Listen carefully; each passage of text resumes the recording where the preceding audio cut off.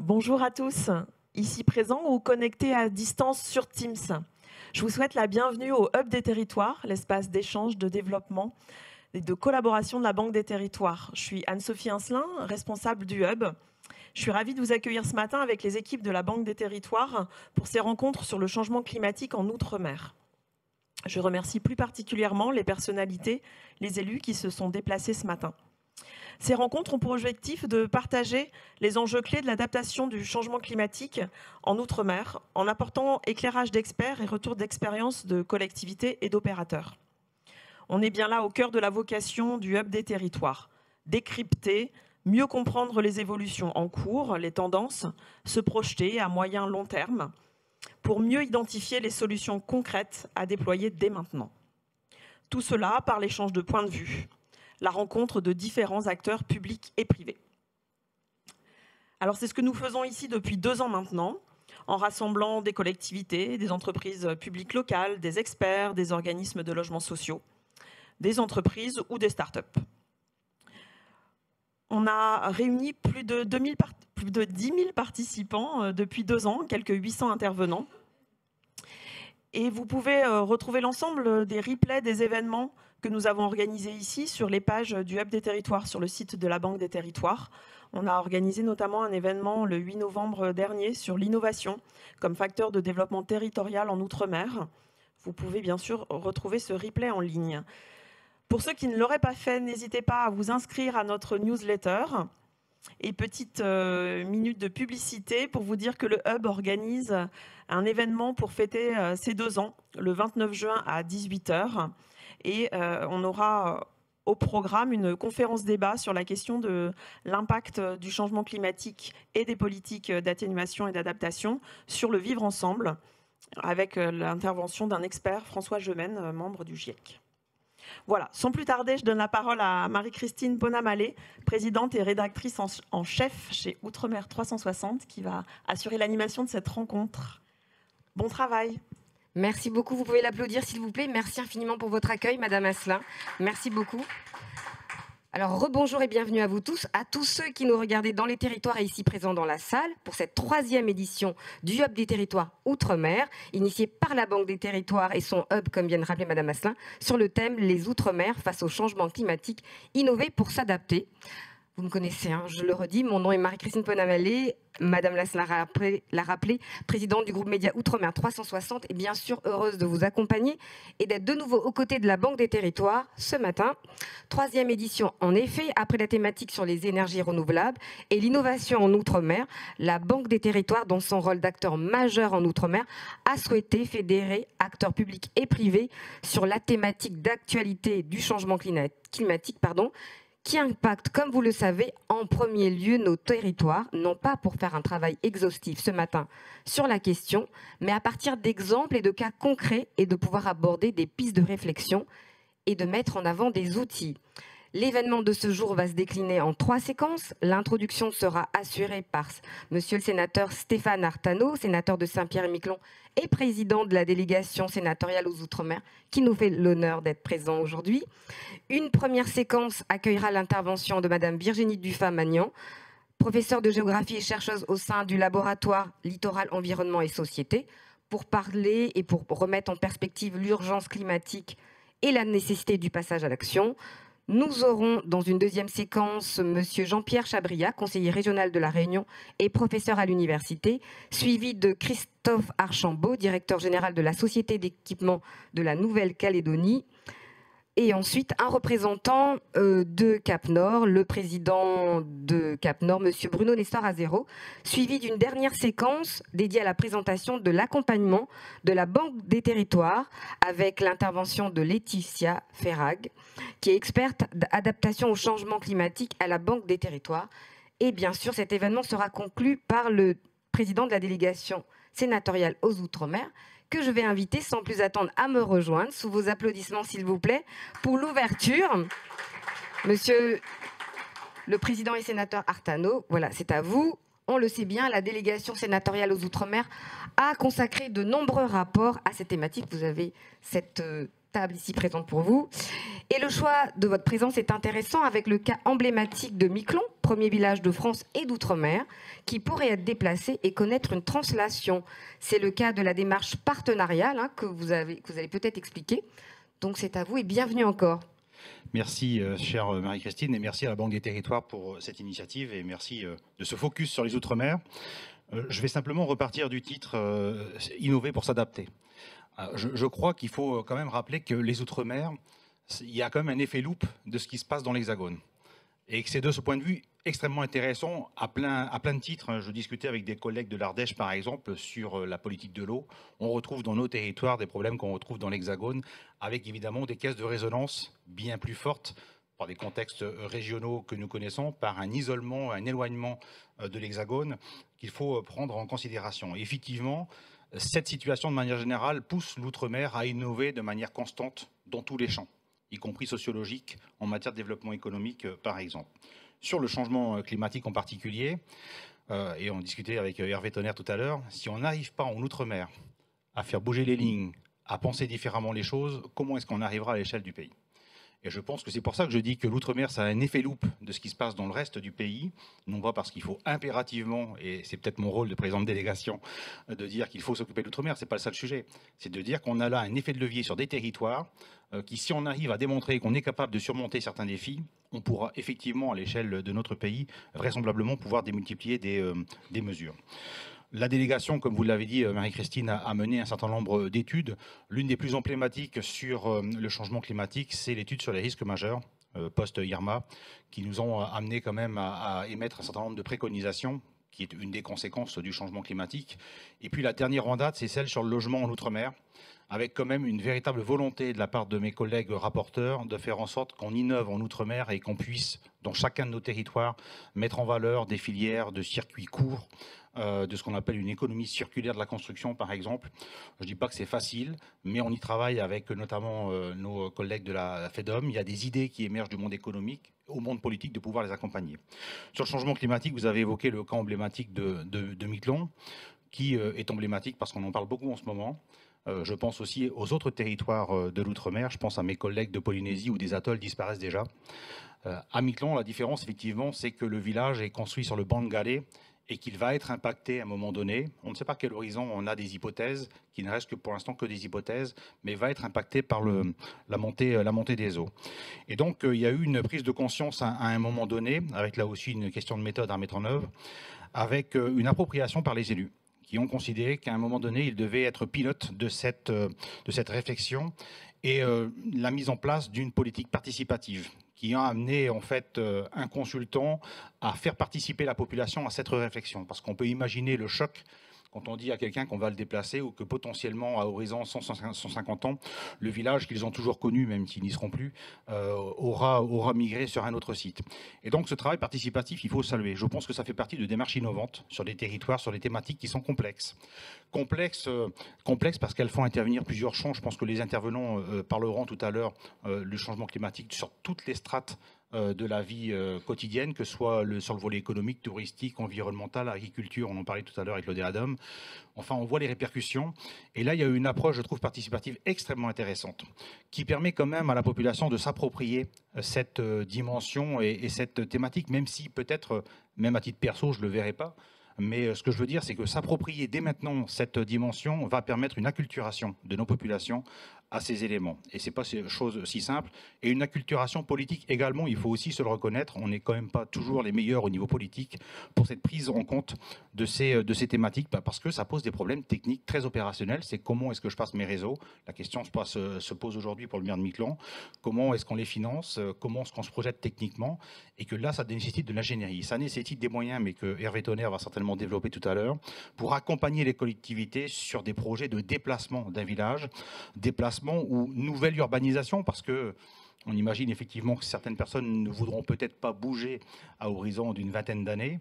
Pour autant, ce qu'on sait aujourd'hui, c'est qu'à Miquelon-Langlade, on aura vraisemblablement un nouveau village pour les 150 ou 200 prochaines années qui va, à un moment donné, émerger dans les années qui viennent, avec des thématiques qui sont hyper complexes et qui nécessitent une mobilisation de tous. Ça fait appel également à une ingénierie territoriale qui n'est pas toujours présente. Et là aussi, on a besoin de supports nationaux pour pouvoir avoir accès à des gens dont c'est l'expertise, pour pouvoir soutenir les initiatives locales avec les services d'État qui sont présents sur les territoires, avec toutes les collectivités. Je pense que là, il y a un travail transversal qui est indispensable. Je ne doute pas qu'on y réussira, bien évidemment, mais quand le sujet a été évoqué pour la première fois lors de la visite du président Hollande, ça a été un choc pour tout le monde. Et je trouve qu'aujourd'hui, les gens s'approprient de plus en plus, mieux on en parle, mieux on les associe, et mieux la population prend également conscience d'un changement de paradigme. Pour autant, on sait aussi que les conservatismes sont ce qu'ils sont, y compris sur mon territoire, et je parle en présence de Saint-Pierre et Mitlonès qui sont présents dans la salle. Voilà, il y a du conservatisme, et on se rend compte quand même qu'on sort de notre zone de confort. Et que c'est un bouleversement de dire qu'on va déplacer un village à terme. Je sais pouvoir compter sur l'investissement de l'État, la Direction générale de la prévention des risques se mobilise, le ministre Carinco également, aux côtés des élus locaux et de la population, à qui on doit apporter évidemment les réponses et donc qu'on doit accompagner. Donc effectivement, c'est un sujet emblématique parce qu'on parle d'un déplacement de village, d'une nouvelle zone urbanisée pour des primo-accédants par exemple, ce qui est une thématique un peu différente. Moi, si on me dit qu'on m'indemnise pour ma maison pour la reconstruire, c'est différent que de me dire que j'achète un terrain pour construire une première maison. Et donc cette dimension-là, on doit aussi l'intégrer psychologiquement et puis financièrement, parce que ce ne sont peut-être pas les mêmes effets de levier quand on parle du fonds Barnier ou d'autres fonds disponibles. Et là aussi, si le fonds Barnier ne répond pas à tout, il y a le fonds vert aujourd'hui qui est mis en place, qui va apporter des éléments de réponse, mais insuffisant quand on regarde l'horizon. Je pense qu'effectivement, on doit se concentrer sur un exemple comme celui-ci pour voir de quelle manière on peut apporter une réponse globale sur tous les champs d'activité. Et si on apporte cette réponse globale, je pense qu'on pourra aussi rassurer certains territoires qui se posent cette même question avec des replis stratégiques des populations sur les zones littorales qui sont directement impactées par le changement climatique. Donc voilà ce que je voulais dire. C'est un exemple concret qui se met en œuvre aujourd'hui. Et je dis que ce n'est pas compliqué, je dis que c'est complexe. Complexe parce que c'est à multiples entrées. Et qu'on ne peut pas simplement dire que c'est le changement climatique à lui tout seul. C'est le changement climatique dans toutes les dimensions d'impact qu'il va avoir dans la vie, y compris sur le plan sociologique, y compris sur les habitudes de vie, y compris sur les paradigmes qui ont fait qu'à un moment donné, on s'est installé à un endroit en particulier. Donc c'est plus profond que simplement je reconstruis et je déplace un village. Donc, et cette dimension-là, exactement comme on l'a indiqué dans le rapport post-Irma, il y a une dimension entre guillemets post-traumatique. Et je pense qu'il ne faut pas le négliger quand même. Il y a un élément psychologique qui est important, qu'on ne doit pas négliger dans ces aspects, qui ne sont pas seulement que des aspects matériels. Et c'est d'ailleurs ce qui explique les freins des populations, et peut-être même parfois des élus, de se dire finalement on a peut-être un peu le temps d'y réfléchir. Non, on n'a pas vraiment le temps d'y réfléchir. Ce temps-là, il est compté aujourd'hui. Et je crois que l'erreur, en tout cas des politiques qui sont en poste, et de ceux qui vont venir, c'est de ne pas permettre cette discussion et cette projection. Il faut le faire pour les générations à venir. On saura nous le reprocher à un moment donné. Je ne dis pas qu'on va réussir sur tous les champs, mais en tout cas, notre responsabilité aujourd'hui, aux côtés de l'État et aux côtés des acteurs comme la Banque des Territoires, c'est de se dire effectivement que cette réflexion, elle est mise en place et elle portera à un moment donné ces fruits que d'autres sauront faire fructifier par la suite. Et j'en ai terminé, sinon je vais monopoliser le temps de parole. Et ça n'est pas forcément le plus intéressant pour le reste de la discussion. Au contraire, c'est un exemple très concret. Justement, on parlait d'exemples concrets. Peut-être dire deux mots au public et à ceux qui nous regardent. Où est-ce qu'on en est sur ce projet? À l'heure actuelle, il y a eu de nombreuses consultations, des avis donnés. Peut-être donner un petit cadre pour à la fois nos amis du Pacifique, puisque ce sont les prochains impactés, ou les premiers, en tout cas après vous. Mais donner quelques éléments. Alors, ce qu'il faut déjà dire pour tous ceux que ça intéresse, notamment les élus, c'est qu'ils peuvent contacter également les services de l'État sur le territoire et le maire de Miquelon qui pilote le projet, parce qu'il dispose évidemment de tous les éléments en termes de calendrier et de planification stratégique qui a été mise en œuvre. Il y a un point d'étape qui a été fait il n'y a pas si longtemps que ça par le cabinet Alphaville, qui a été mandaté par la commune de Miquelon-Langlade pour ce travail. Donc là, aujourd'hui, ils sont à faire des hypothèses financières, et y compris de projections matérielles, de l'autre côté du pont, parce qu'en fait, le village de Miquelon, il y a un pont qui vous amène sur une zone à urbaniser qui sera beaucoup plus sécuritaire pour les 150-200 prochaines années, je pense à minima. Et donc aujourd'hui, la question, c'est une question opérationnelle technique. C'est quelles études environnementales, quelle zone à urbaniser, dans quel contexte, à quelle échéance. Donc on est quand même rentré, maintenant on rentre dans le dur de la programmation opérationnelle, du déplacement d'une nouvelle urbanisation. Et donc là, on va faire face à plusieurs défis, mais qui ne sont pas insurmontables. Moi, je crois beaucoup à l'intelligence collective et je pense qu'on apportera des... Il ne faut peut-être pas avoir la prétention de pouvoir régler tous les problèmes du premier coup. Il faut vraisemblablement apprendre en marchant et commencer étape par étape, mais en apportant des garanties aux populations qui doivent être sécurisées aussi dans le projet qu'on va leur proposer parce que ça fait partie des conditions d'adhésion évidemment finales. Et je le disais, démarche partenariale avec l'État, le privé, la population. Et il me semble que la Banque des Territoires est aussi partie prenante de ce projet. Absolument, c'est pour ça que je dis qu'on a aussi besoin des partenaires comme la Banque des Territoires pour nous accompagner sur nos territoires, parce qu'on ne dispose pas forcément toujours d'ingénierie, et quand on nous met en place des fonds d'ingénierie, il faut pouvoir aller les chercher, il faut pouvoir le faire savoir à tous les élus, et je sais que le Hub des Territoires participe à cette connaissance de nos collectivités, c'est que si vous n'avez pas sur vos territoires, d'autres peuvent vous apporter cette réponse. Et je pense que là, c'est de l'intelligence collective, c'est qu'on ne va pas créer de l'ingénierie, sachant que d'autres l'ont déjà. Il faut savoir la mobiliser. Et encore une fois, je crois plus dans le pilotage des politiques publiques, qui, de mon point de vue, sont un enjeu fondamental aujourd'hui, que plus dans le fait qu'on ait une armée mexicaine d'ingénieurs sur nos territoires pour répondre à ces questions. L'ingénierie, elle peut se créer dans le temps. Si elle existe ailleurs, on va la chercher. Et encore une fois, je persiste à dire que l'outre-mer, c'est un effet loupe de ce qui se passe dans l'Hexagone au niveau national et que vraiment les efforts doivent être mis pour pouvoir apporter des réponses. Si on y arrive là, je pense qu'on arrivera sur le reste du territoire.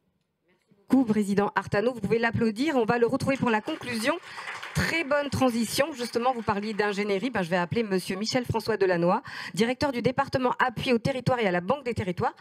On parlait de la liaison, hein, mais sous vos applaudissements, s'il vous plaît, parce qu'on est... Merci. Voilà, donc je vais dire quelques mots à mon tour donc, au nom de la Banque des Territoires. Donc d'abord en saluant évidemment le Hub et Anne-Sophie et toute l'équipe du Hub qui nous permet à nouveau de nous retrouver dans d'excellentes conditions aujourd'hui. Saluer bien sûr Hervé Tonnerre, hein, qui est le directeur délégué Outre-mer et directeur régional Pacifique auquel on doit aussi cette initiative. Donc je salue évidemment chaleureusement et je vais aussi saluer, même si peut-être qu'elle n'est pas encore arrivée, Laetitia Verrag, donc, qui est effectivement dans les équipes du département appui au territoire que je dirige, notre experte qui exprimera enfin dans la 3e ou 4e séquence de cette matinée les modalités très concrètes que la Banque des Territoires a prévu de mettre à disposition de ces territoires autour notamment des questions d'adaptation des territoires au changement, aux conséquences du changement climatique. Je serai assez bref pour simplement vous donner quelques indications sur la manière dont la Caisse des dépôts et la Banque des Territoires aujourd'hui s'impliquent sur ces sujets. Je ne vais pas rappeler tout ce que nous savons tous ici, je crois, ceux qui sont présents et ceux qui sont à distance, que je salue également. Il y a unanimité, ou à peu près aujourd'hui, elle n'est pas si ancienne, cette unanimité toutefois, mais unanimité ou quasiment sur l'analyse de la situation. Les rapports du GIEC, le rapport annuel du Haut Conseil pour le climat nous indiquent ce que nous percevons presque maintenant empiriquement, c'est que oui, la situation sur le plan climatique se dégrade, et se dégrade d'ailleurs plus rapidement que ce que certaines hypothèses envisageaient il y a quelques années. Et cette situation, elle impose finalement un double effort. Un effort pour continuer à travailler évidemment sur l'atténuation de ce changement climatique et du réchauffement, bien évidemment. Donc c'est toutes les mesures qui doivent continuer à être prises, qui doivent même dans leur intensité se développer davantage pour travailler cette atténuation du changement climatique. Ce qui est sans doute un peu nouveau depuis quelques années, et quand je dis quelques, c'est vraiment peut-être 2 ou 3 ans, mais pas beaucoup plus, c'est qu'il y a un autre effort sur lequel aujourd'hui il y a aussi un certain consensus, c'est d'engager à la fois des décisions, mais aussi des moyens autour de l'adaptation des territoires aux conséquences du changement climatique. Et pendant tout un temps, et encore une fois, il n'est pas si ancien, ceux qui parlaient de cette question d'adaptation se voyaient parfois, non pas contredits, mais en tout cas, il y avait un débat qui naissait sur oui, mais alors si on s'en remet finalement à adapter les territoires, est-ce que c'est pas parce qu'on renonce finalement à l'atténuation? Aujourd'hui, je crois qu'on a tous compris que c'est bien sur les 2 axes qu'il faut travailler, sur les 2 jambes qu'il va falloir pousser nos efforts. Et nous avons, de ce point de vue-là, monsieur le sénateur, évidemment que je salue et que je remercie pour son intervention introductive et la conclusion qu'il fera d'ailleurs tout à l'heure, et à travers lui, bien sûr, l'ensemble des élus qui sont dans la délégation sénatoriale, et puis ceux qui interviendront au cours de cette matinée. Mais il a parfaitement dit, aujourd'hui, nous sommes dans un contexte qui pose les territoires d'outre-mer aux avant-postes, finalement, de ce travail sur les deux aspects, à la fois l'atténuation et aussi l'adaptation aux conséquences du changement climatique. C'est un point, je veux quand même le souligner, sur lequel la Caisse des dépôts, d'abord, a aujourd'hui accompli une forme de virage, puisque la raison d'être de la Caisse des dépôts pose aujourd'hui la transformation écologique comme un élément qui est au cœur de son projet, en lien avec les acteurs territoriaux. Et la Banque des territoires, que nous représentons et dans laquelle nous sommes aujourd'hui, dans son plan stratégique pour les années qui viennent, vient de décider de marcher, elle aussi, finalement, sur deux jambes, celle de la transformation écologique des territoires, mais aussi celle de la cohésion territoriale et sociale. J'y reviendrai parce que c'est des points, monsieur le sénateur, sur lesquels vous avez, de notre point de vue, très justement insisté. Ces enjeux, la Banque des territoires a donc décidé d'y mettre des moyens. Laetitia Vérac vous les détaillera dans le cours de la matinée, donc je ne vais pas les énoncer puisque c'est elle qui le fera. Mais notre volonté, c'est d'abord d'accompagner de manière plus soutenue les acteurs territoriaux dans la prise de décision. Et là aussi, monsieur le sénateur, vous indiquiez à quel point aujourd'hui nous sommes devant des décisions qui sont à la fois nouvelles, d'une ampleur et d'un impact inédit. Nous sommes face à des sujets que nous n'avons jamais rencontrés. Et donc cela nécessite de qualifier à la fois les sujets que nous aurons à traiter, de travailler sur finalement l'aide à la décision. Il faut aussi sécuriser les décideurs dans la robustesse des projets qu'ils vont devoir mettre en œuvre. Ça veut dire déployer tout ce que vous avez évoqué, c'est ces moyens d'ingénierie. Donc nous avons, nous, décidé de déployer de manière soutenue dans les années qui viennent, en particulier vers les territoires qui en ont le plus besoin. Et dans ces territoires qui en ont le plus besoin, il y a les territoires de la montagne, il y a les territoires du littoral, il y a aussi les territoires urbains qui sont confrontés à des sujets complètement nouveaux à traiter, et il y a bien sûr les territoires de l'outre-mer qui rassemblent parfois d'ailleurs un certain nombre de ces caractéristiques, donc notamment l'enjeu du littoral. Donc, aider à prendre les décisions, sécuriser ceux qui ont à prendre ces décisions dans la robustesse des projets, trouver des solutions, en tout cas cheminer pour trouver des solutions qui s'inscrivent aussi dans la durée, parce qu'on sait qu'il y a aussi l'adaptation, mais aussi la maladaptation, c'est finalement des solutions qui auront un effet de courte durée et qui parfois d'ailleurs vont engendrer des difficultés encore plus importantes. Donc, quelles sont les solutions durables ? Quelles sont les solutions qui peuvent être aussi fondées, c'est maintenant l'expression bien installée, des solutions fondées sur la nature qui peuvent venir compléter ou prendre le relais de solutions techniques qui sont parfois impératives dans un premier temps. Et je ne savais pas que vous alliez insister sur ce point, mais pour nous, il y a aussi cet enjeu sur lequel vous avez beaucoup insisté, monsieur le sénateur, c'est comment on accompagne les processus de décision, les processus de négociation avec les forces vives des territoires concernés et les habitants. Et c'est un point vraiment qui, à nous aussi, nous paraît essentiel parce que on ne pourra pas résoudre durablement et trouver durablement les solutions à tous ces sujets sans que les forces vives des territoires et les habitants eux-mêmes y prennent une part active. Parfois, on sait que ce sera conflictuel. Il faut le poser parce que c'est un élément qui s'invitera aussi dans le débat public et dans le débat local, parfois sans doute de manière assez rude. Et donc comment on accompagne, y compris d'ailleurs les acteurs publics locaux, à envisager des modalités là aussi sans doute innovantes dans la manière d'organiser ces processus de négociation et d'échange avec les habitants. C'est des points donc sur lesquels nous avons aussi décidé, nous, Banque des territoires, de mettre des moyens, parce que ça, c'est pas forcément ce qui est le plus simple. Donc, pour nous, la question de l'innovation, et j'en termine, c'est évidemment un impératif. Et il suffit pas de le proclamer, il faut aussi en donner les moyens. Et prendre en compte aussi de ce point de vue-là la singularité des territoires dans lesquels ces solutions, encore une fois, inédites, vont devoir être trouvées.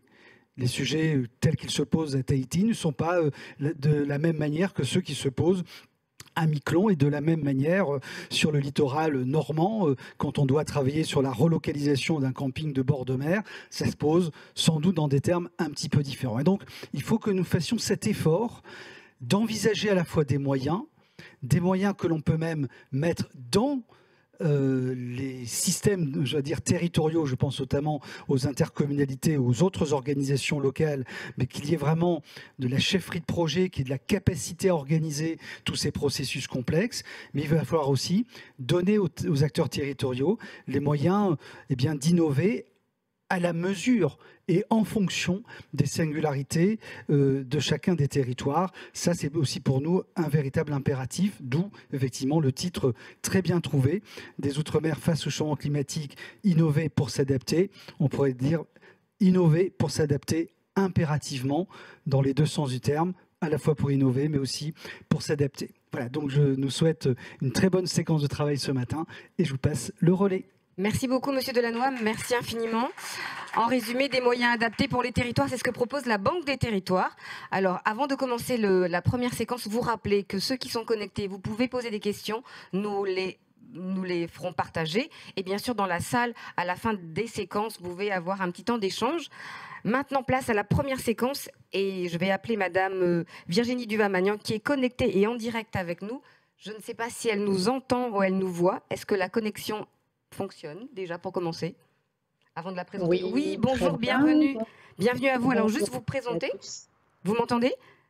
Je rappelle que vous êtes professeure de géographie et chercheuse au sein du laboratoire Littoral, Environnement et Société, et que vous avez également été auteur principal du chapitre Petites îles des 5e et 6e rapports du GIEC. Vous allez aborder les points forts et les points faibles des territoires des Outre-mer et remettre en perspective la nécessité du passage à l'action. C'est à vous et bienvenue. Merci beaucoup. Bonjour à toutes et à tous. Donc on va passer à la diapositive suivante. Mon intervention va donc porter sur les défis de l'adaptation au changement climatique dans les Outre-mer français. Vous pouvez faire défiler, s'il vous plaît, les diapositives. D'accord, il y en a une qui a sauté, c'est pas grave. Merci.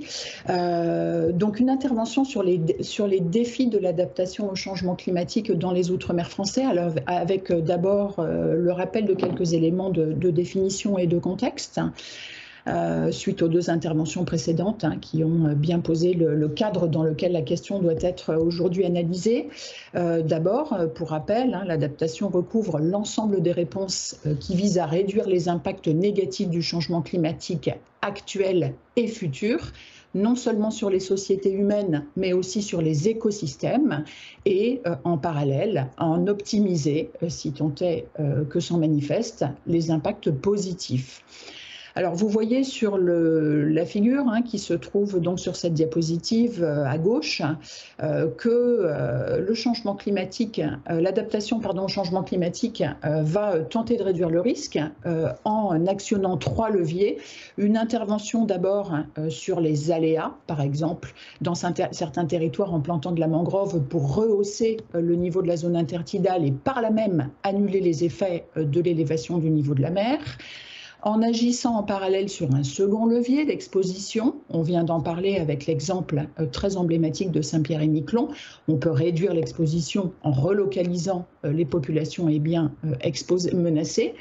Et enfin, l'adaptation va aussi devoir agir sur la troisième composante du risque, qui est la vulnérabilité, en réduisant les faiblesses du territoire et en renforçant ses capacités de réponse, ce qui est bien sûr ce que propose d'apporter la Banque des territoires aux Outre-mer. Alors cette adaptation au changement climatique, elle s'impose pour 3 raisons fondamentales. La première, c'est que les impacts du changement climatique sont aujourd'hui déjà très significatifs dans les Outre-mer comme dans le reste des îles tropicales. Deuxième raison, ces impacts sont en hausse relativement rapide et continueraient à augmenter même si nous arrêtions dès aujourd'hui d'émettre des gaz à effet de serre. Et enfin, et c'est ce que vous montre la figure qui est située en bas à droite de l'écran, l'adaptation s'impose car elle a la capacité de réduire significativement le risque. Et donc, quand on compare des scénarios avec forte et avec faible adaptation, on s'aperçoit qu'on a un véritable effet sur les impacts. Deuxième point important en introduction, c'est que ça a été souligné par Monsieur Delannoy, il est important de penser dès le départ l'adaptation au changement climatique en synergie avec l'atténuation, donc avec cet effort de réduction des émissions de gaz à effet de serre. Pourquoi? Parce que l'atténuation est nécessaire pour éviter l'ingérable, et donc contenir les impacts du changement climatique, d'une part, et ensuite pour que l'on puisse conserver un portefeuille de solutions relativement diversifié, puisqu'effectivement, si on se projette dans un monde à plus 4 degrés, on perd un certain nombre d'options. Vous mentionniez récemment les solutions fondées sur la nature, au-delà de 2 degrés de réchauffement à 2100, beaucoup ne sont plus applicables. Diapositive suivante. Alors, sur le plan contextuel, il est important donc de souligner le fait que les territoires d'outre-mer sont très exposés et très vulnérables au risque climatique. Ils font partie, comme l'Arctique ou les déserts, des territoires situés en première ligne des impacts du changement climatique. C'est quand même important de le rappeler ici. Et vous voyez, ces figures indiquent simplement que dans nos outre-mer, comme dans 96% des régions du globe, aujourd'hui, les changements climatiques affectent au moins 10 indicateurs climatiques.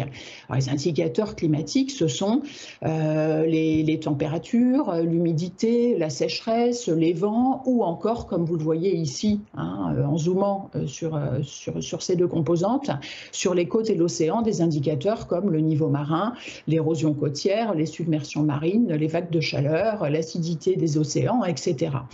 Donc, modification d'au moins 10 indicateurs climatiques donne nécessairement des impacts forts à très forts et pour partie complètement nouveaux par rapport à ce que les territoires ont connu par le passé. Diapositive suivante. Un excellent exemple en est ce que l'on appelle aujourd'hui le risque combiné de submersion-inondation. Vous avez ici un graphique qui présente les 6 facteurs contributeurs au risque submersion-inondation. Et vous voyez que sur ces 6 facteurs, il y en a 4 qui augmentent dans le contexte du changement climatique: l'énergie des vagues à la côte, la marée de tempête, qui correspond à l'élévation du niveau de la mer qui compense la baisse de pression quand un cyclone tropical, par exemple, passe sur le territoire, la décharge des cours d'eau en raison d'une intensification des précipitations intenses qui accompagnent les dépressions tropicales ou les cyclones, et puis l'élévation du niveau de la mer dont vous savez qu'elle s'accélère actuellement. Donc c'est un bel exemple de l'augmentation des aléas, d'autant qu'on observe dans la plupart des territoires un effet amplificateur des perturbations anthropiques locales. Vous voyez sur la partie droite de la diapositive une carte qui montre donc l'effet amplificateur du port de Saint-Gilles dans l'ouest de la Réunion sur la submersion qui a été engendrée par le cyclone de catégorie 3 Béjiza fin 2014, début 2015. Donc au total, des risques combinés et qui font intervenir un couplage de facteurs climatiques multiples et de facteurs anthropiques. Diapositive suivante. Alors ceci d'autant que les écosystèmes côtiers et marins, par exemple, mais aussi terrestres, sont actuellement en déclin, un déclin qui s'accélère et qui va placer certains d'entre eux en position critique. Vous voyez ici donc les courbes du GIEC et puis en face ce qui se passe pour différents scénarios de réchauffement climatique pour les warm water corals, donc pour nos coraux tropicaux qui, on le sait, au-delà d'1,5 degré, sont menacés de disparition. Et je pense que vous avez en tête, comme moi, qu'à 2100, c'est 70 à 99% des coraux qui pourraient disparaître en fonction du scénario du GIEC qui se réalisera. Alors c'est une situation qui est d'autant plus préoccupante que sur les territoires aménagés développés, les coraux sont déjà, pour des raisons anthropiques, en mauvais ou très mauvais état pour 62% des stations qui sont suivies par l'IFRECOR. Et donc ce déclin des écosystèmes doit bien sûr être vu comme une augmentation finalement programmée des risques ici côtiers, puisque récifs, herbiers marins, mangroves, végétation côtière atténuent les impacts des vagues de tempête d'une part et produisent et ou stockent, capturent des sédiments, ce qui joue un rôle fondamental dans l'atténuation du risque. Vous voyez sur la carte qui est en bas à droite la compression côtière, c'est-à-dire ce phénomène de contraction des formations côtières végétalisées sous l'effet de la pression de l'urbanisation entre 1950 et aujourd'hui, au point qu'aujourd'hui la zone tampon se réduit à cette mince bande rouge que vous voyez sur cette carte. Donc la dégradation des écosystèmes est bien sûr un facteur important dans l'équation. Diapositive suivante. À cela, je voudrais ajouter un point qui a donc été, qu'on a fortement souligné dans le dernier rapport du GIEC, publié en 2022, et qui est donc le fait que les événements combinés, c'est-à-dire succession par exemple de 2 cyclones en 2 semaines ou 3 semaines, c'est ce qu'ont subi les îles des Antilles en septembre 2017, ou dans d'autres territoires, cyclone plus houle d'origine lointaine par exemple, ou cyclone plus événements tectoniques, enfoncement en 2018-2019 de 20 cm d'une partie du littoral de Mayotte, qui crée du coup un effet d'accélération de l'élévation du niveau marin.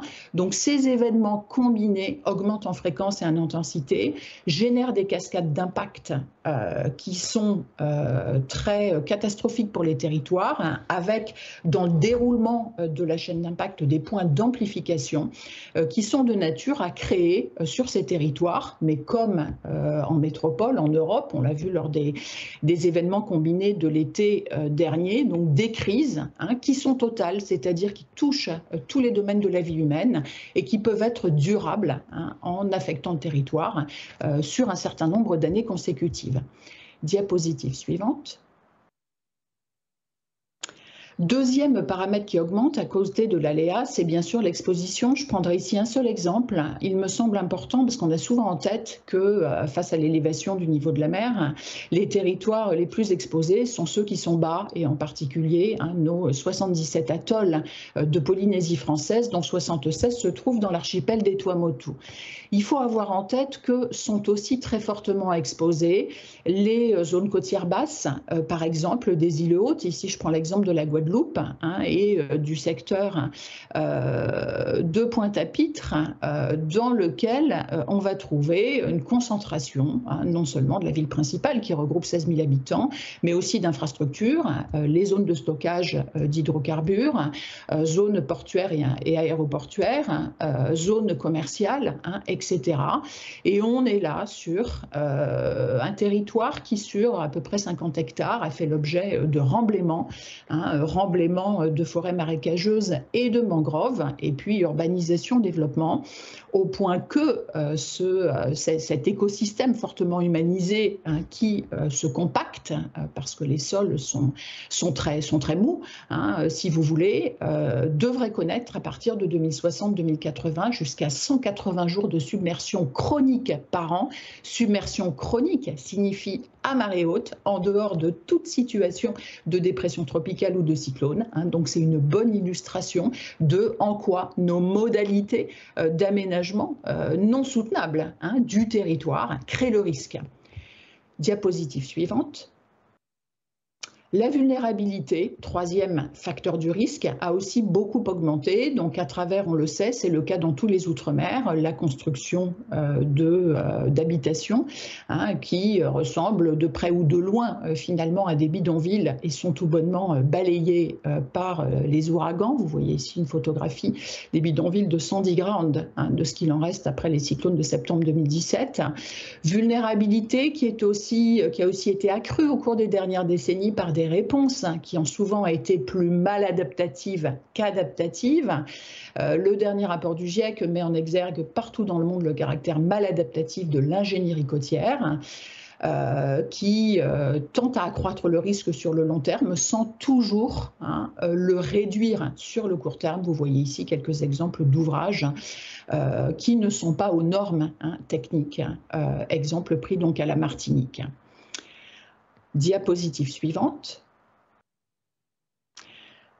Le résultat, c'est donc une augmentation des aléas, de l'exposition et de la vulnérabilité qui a fait émerger de manière forte dans ce dernier rapport du GIEC ce concept de risque majeur, les key risks, les risques clés aux risques majeurs, qui sont, comme vous le voyez sur la figure de droite, des risques qui touchent toutes les composantes finalement de la vie humaine, qui s'entretiennent les uns les autres et finissent par mettre les territoires en situation de crise avec des risques de dépeuplement, de déstabilisation politique, une augmentation des violences. Je pense à Saint-Martin pendant les cyclones de septembre 2017. Il a quand même fallu envoyer l'armée et les habitants eux-mêmes ont constitué des groupes armés pour se protéger des autres communautés, parfois de leurs voisins. Donc on voit bien la propagation le long de la chaîne d'impact du risque et le caractère multidimensionnel des risques d'aujourd'hui et plus encore de demain. Et le deuxième résultat, c'est sous l'effet d'événements ponctuels ou d'une dégradation graduelle des conditions de vie, une perte d'habitabilité de certains territoires. Et là, bien sûr, sont très menacées les zones basses côtières des îles hautes et puis bien sûr les atolls. Diapositive suivante. Alors face à cela, quels sont les défis auxquels l'outre-mer est confronté ? Plusieurs défis. Premier défi, c'est de rattraper le retard qui a été pris en termes d'adaptation au changement climatique. C'est ce qu'on appelle le déficit d'adaptation. Si vous voulez, ça signifie en clair que les efforts d'adaptation ont été tellement insuffisants par rapport aux besoins d'adaptation qu'on a un fossé qui se creuse et qu'on va avoir dans le futur à rattraper ce retard en déployant des politiques d'adaptation beaucoup plus ambitieuses sur la base d'investissements beaucoup plus élevés que par le passé, non seulement publics mais aussi privés.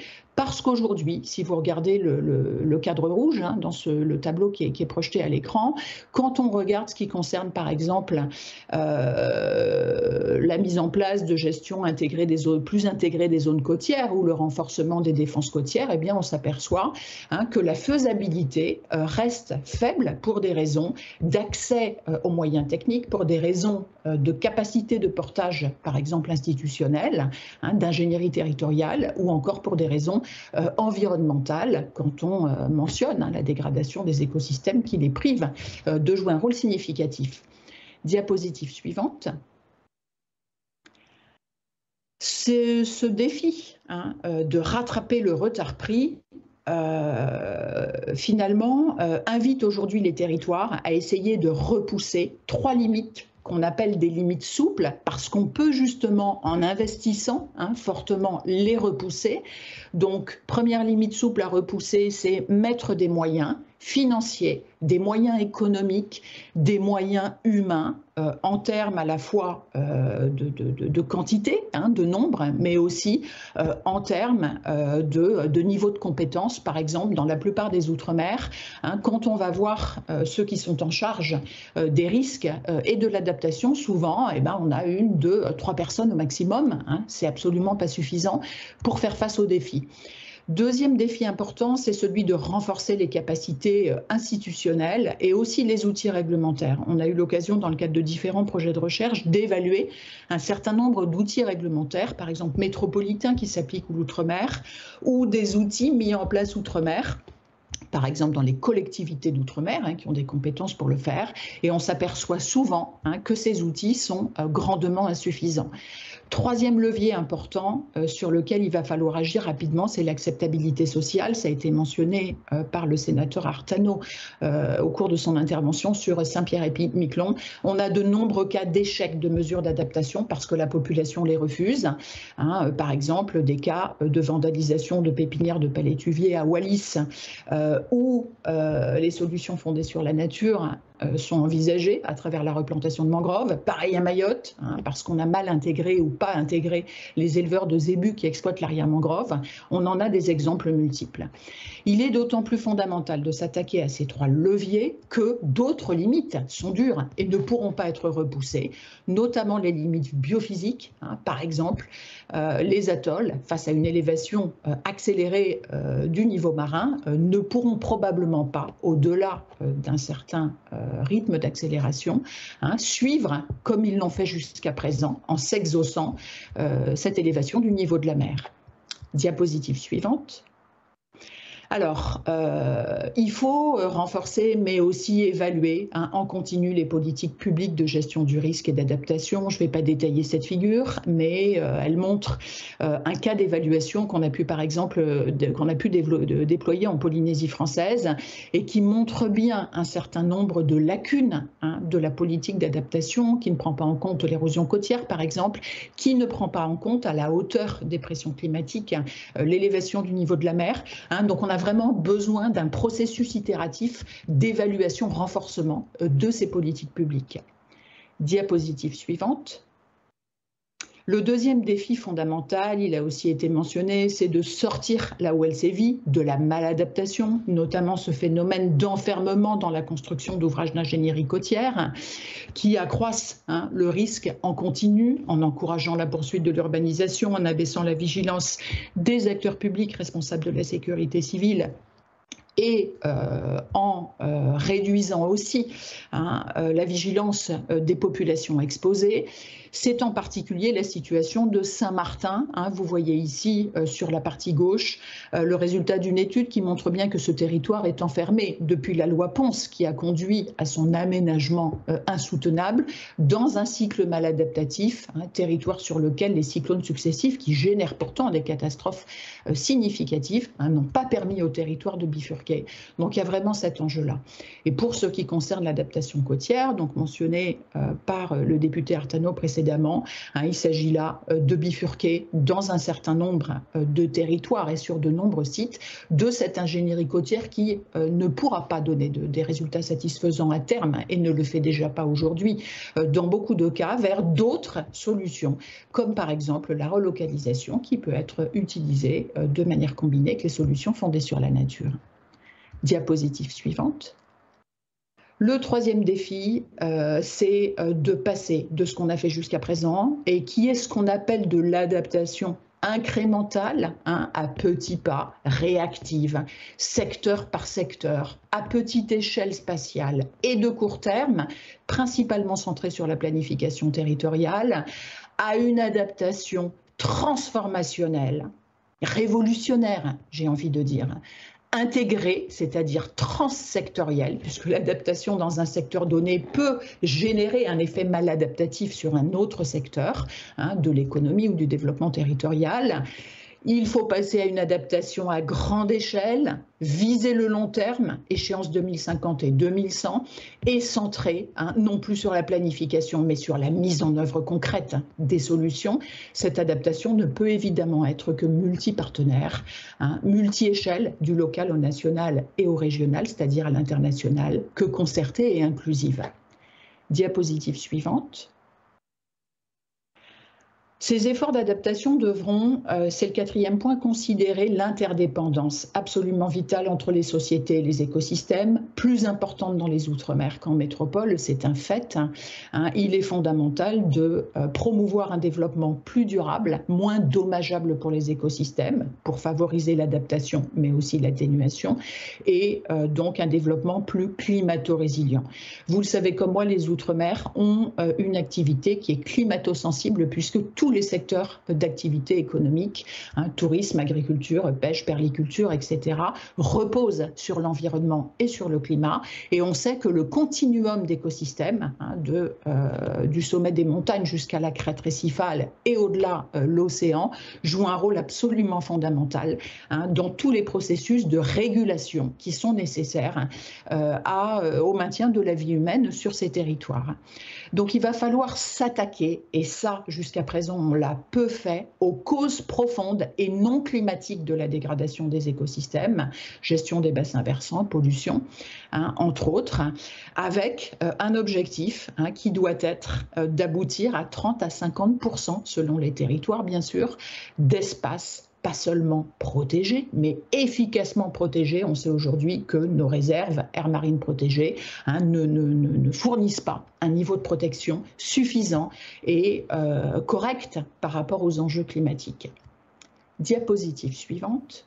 Enfin, et ce sera ma dernière diapositive, le cinquième enjeu, et je pense que celui-là, il est vraiment fondamental, et il est très difficile à adresser, c'est un enjeu qui consiste à penser en termes de trajectoire d'adaptation. Trajectoire, ça veut dire long terme, on regarde l'horizon 2100, on essaie de définir quel est le futur désirable à 2100, quel est le futur désirable à 2050, pour, de manière rétrospective, définir des politiques d'adaptation qui ne peuvent évidemment être que co-construites avec l'ensemble des parties prenantes des territoires et à toutes les échelles.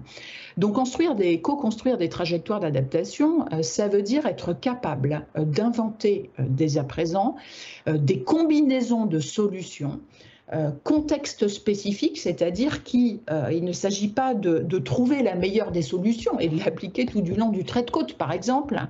Les solutions doivent être combinées entre elles et elles sont au contexte spécifique, donc elles sont spécifiques à un contexte territorial particulier, je dirais à un archétype territorial, littoral fortement urbanisé, littoral rural par exemple, littoral naturel, etc.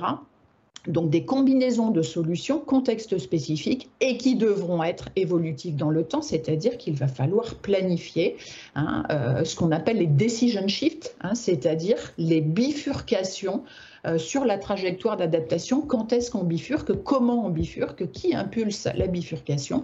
Il faut qu'elle soit planifiée dès le départ. Et ça, bien sûr, ça suppose de penser sur le temps long en termes de moyens, d'investissement en particulier, puisqu'on est souvent très contraint. Je suis en train d'achever une évaluation des projets de solutions fondées sur la nature visant à réduire les risques côtiers dans les Outre-mer et je m'aperçois que tous les projets s'insèrent dans des cadres de financement de 3 à 5 ans. C'est pas tenable. On ne peut pas faire de l'adaptation à 2005 ou 2100 avec des financements sur 3 ans ou des financements sur 5 ans. Ce n'est plus possible. Donc, ma conclusion sera que innover pour s'adapter, oui. Innover pas seulement technologiquement, innover dans la manière de créer et de mobiliser les financements et innover aussi, bien sûr, dans nos capacités à mieux opérationnaliser l'adaptation au changement climatique. Je vous remercie beaucoup. Merci beaucoup, Madame Virginie Duva-Magnan. Merci, oui, vous pouvez l'applaudir chaleureusement. Merci pour cette description très complète et je crois que la Banque des Territoires a acquiescé devant moi, je ne sais pas si vous les voyez, a acquiescé sur vos pistes de réflexion et de conclusion. Restez avec nous, il y a des questions, mais nous allons les aborder à la fin des interventions pour maintenir quelques débats et je vais aller prendre la direction de La Réunion avec le conseiller régional de La Réunion, Monsieur Jean-Pierre Chabria. Bonjour et bienvenue, je vois que vous êtes connecté. Je rappelle que vous êtes également professeur à l'Université de La Réunion et vous allez nous parler de l'évolution climatique à La Réunion, des actions mises en place sur le plan de la transition énergétique et évoquer quelques difficultés auxquelles fait face ce territoire. Bienvenue, c'est à vous, Monsieur Jean-Pierre Chabria. Bonjour, je vous remercie pour m'accueillir au sein du Hub des territoires. Après l'intervention de Madame Virginie Duva-Magnan, c'est effectivement compliqué de se positionner au sein de tout cet ensemble, mais je vais m'attarder, si vous voulez bien, sur quelques points spécifiques dont j'ai un peu la maîtrise, c'est-à-dire d'une part peut-être un petit focus sur le changement climatique spécifique à La Réunion, et ensuite sur la délégation dont j'ai la responsabilité, c'est-à-dire la transition énergétique de notre territoire. Et puis je vous donnerai quelques éléments liés aux difficultés environnementales par ailleurs et un point de vue sur des évolutions à venir. Tout d'abord, sur le changement climatique à La Réunion, il est bon de relever que la variation de température spécifique de la Réunion entre 2011 et 2020 par rapport à la période de 1850-1900, c'est de plus 1,1 degré Celsius, avec une projection de 2,5 à 3,5 degrés en 2100 à peu près pour la Réunion. Ce qu'on relève, c'est que finalement, en moyenne, il y a eu une augmentation de 1 degré Celsius à peu près en 55 ans à la Réunion sur les dernières années, et une augmentation du niveau de la mer d'environ 12 cm depuis 1993. Or, ceci étant, sur les évolutions, par exemple, sur les dangers typiquement cycloniques, il n'y a pas de tendance significative, si ce n'est une augmentation de la puissance des cyclones et potentiellement dans les années à venir une inflexion des trajectoires des cyclones vers le sud et donc potentiellement avec une probabilité d'atteinte de l'île de manière plus significative de cyclones plus violents. Enfin, ce que j'ai relevé dans la présentation de Madame Leroux de Météo France récemment, sur un rapport qui s'appelle Brio sur les études d'évolution climatique dans l'océan Indien en particulier, c'est que potentiellement, malgré tout, même si l'île de la Réunion bénéficie d'une condition plutôt favorable en termes de pluviométrie, il y aurait dans l'avenir, notamment dans la zone du sud-ouest de la Réunion, des étés plus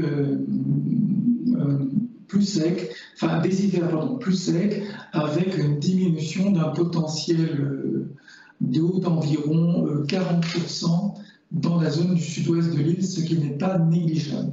Donc ça veut dire qu'il faudra néanmoins, même si globalement l'île bénéficie d'une condition plutôt favorable, s'adapter à ces évolutions climatiques et en particulier, je pense, à la question notamment de l'eau dans le sud-ouest de l'île. Donc voilà pour un panorama un petit peu, si vous voulez, globalement sur la Réunion. Alors, vous savez que la Réunion, c'est aussi une île tout à la fois littorale et montagneuse, avec des risques importants de glissement de terrain. Ça fait partie des risques majeurs liés à des tempêtes plus importantes donc, au niveau de la Réunion, notamment dans les cirques.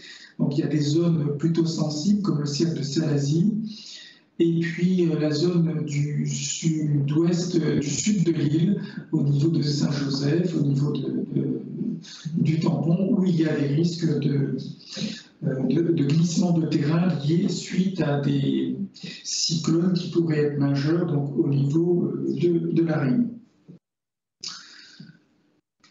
Alors, globalement, si maintenant je parle davantage de notre situation et puis en tant que politique, comment nous pouvons réagir par rapport à toute cette situation globale de changement climatique dans nos îles.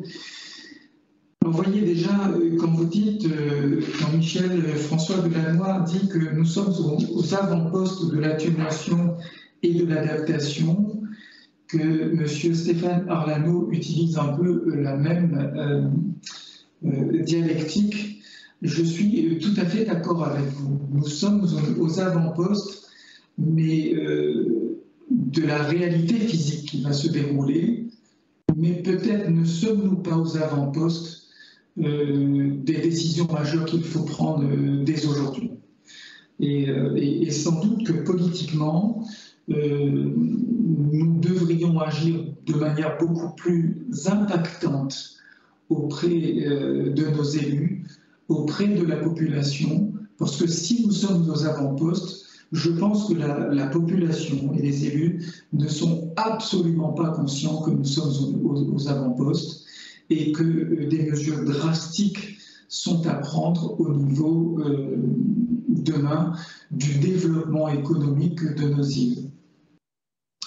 En particulier, donc, vous voyez bien que si vous prenez la Réunion qui est déjà à 9000 km de l'Hexagone. Si vous prenez la Polynésie française qui est à 20 000 km de l'Hexagone, vous voyez bien qu'en situation extrêmement critique, nous sommes relativement seuls. Je veux dire, la crise Covid nous a donné cette expérience et finalement la chance de cette expérience.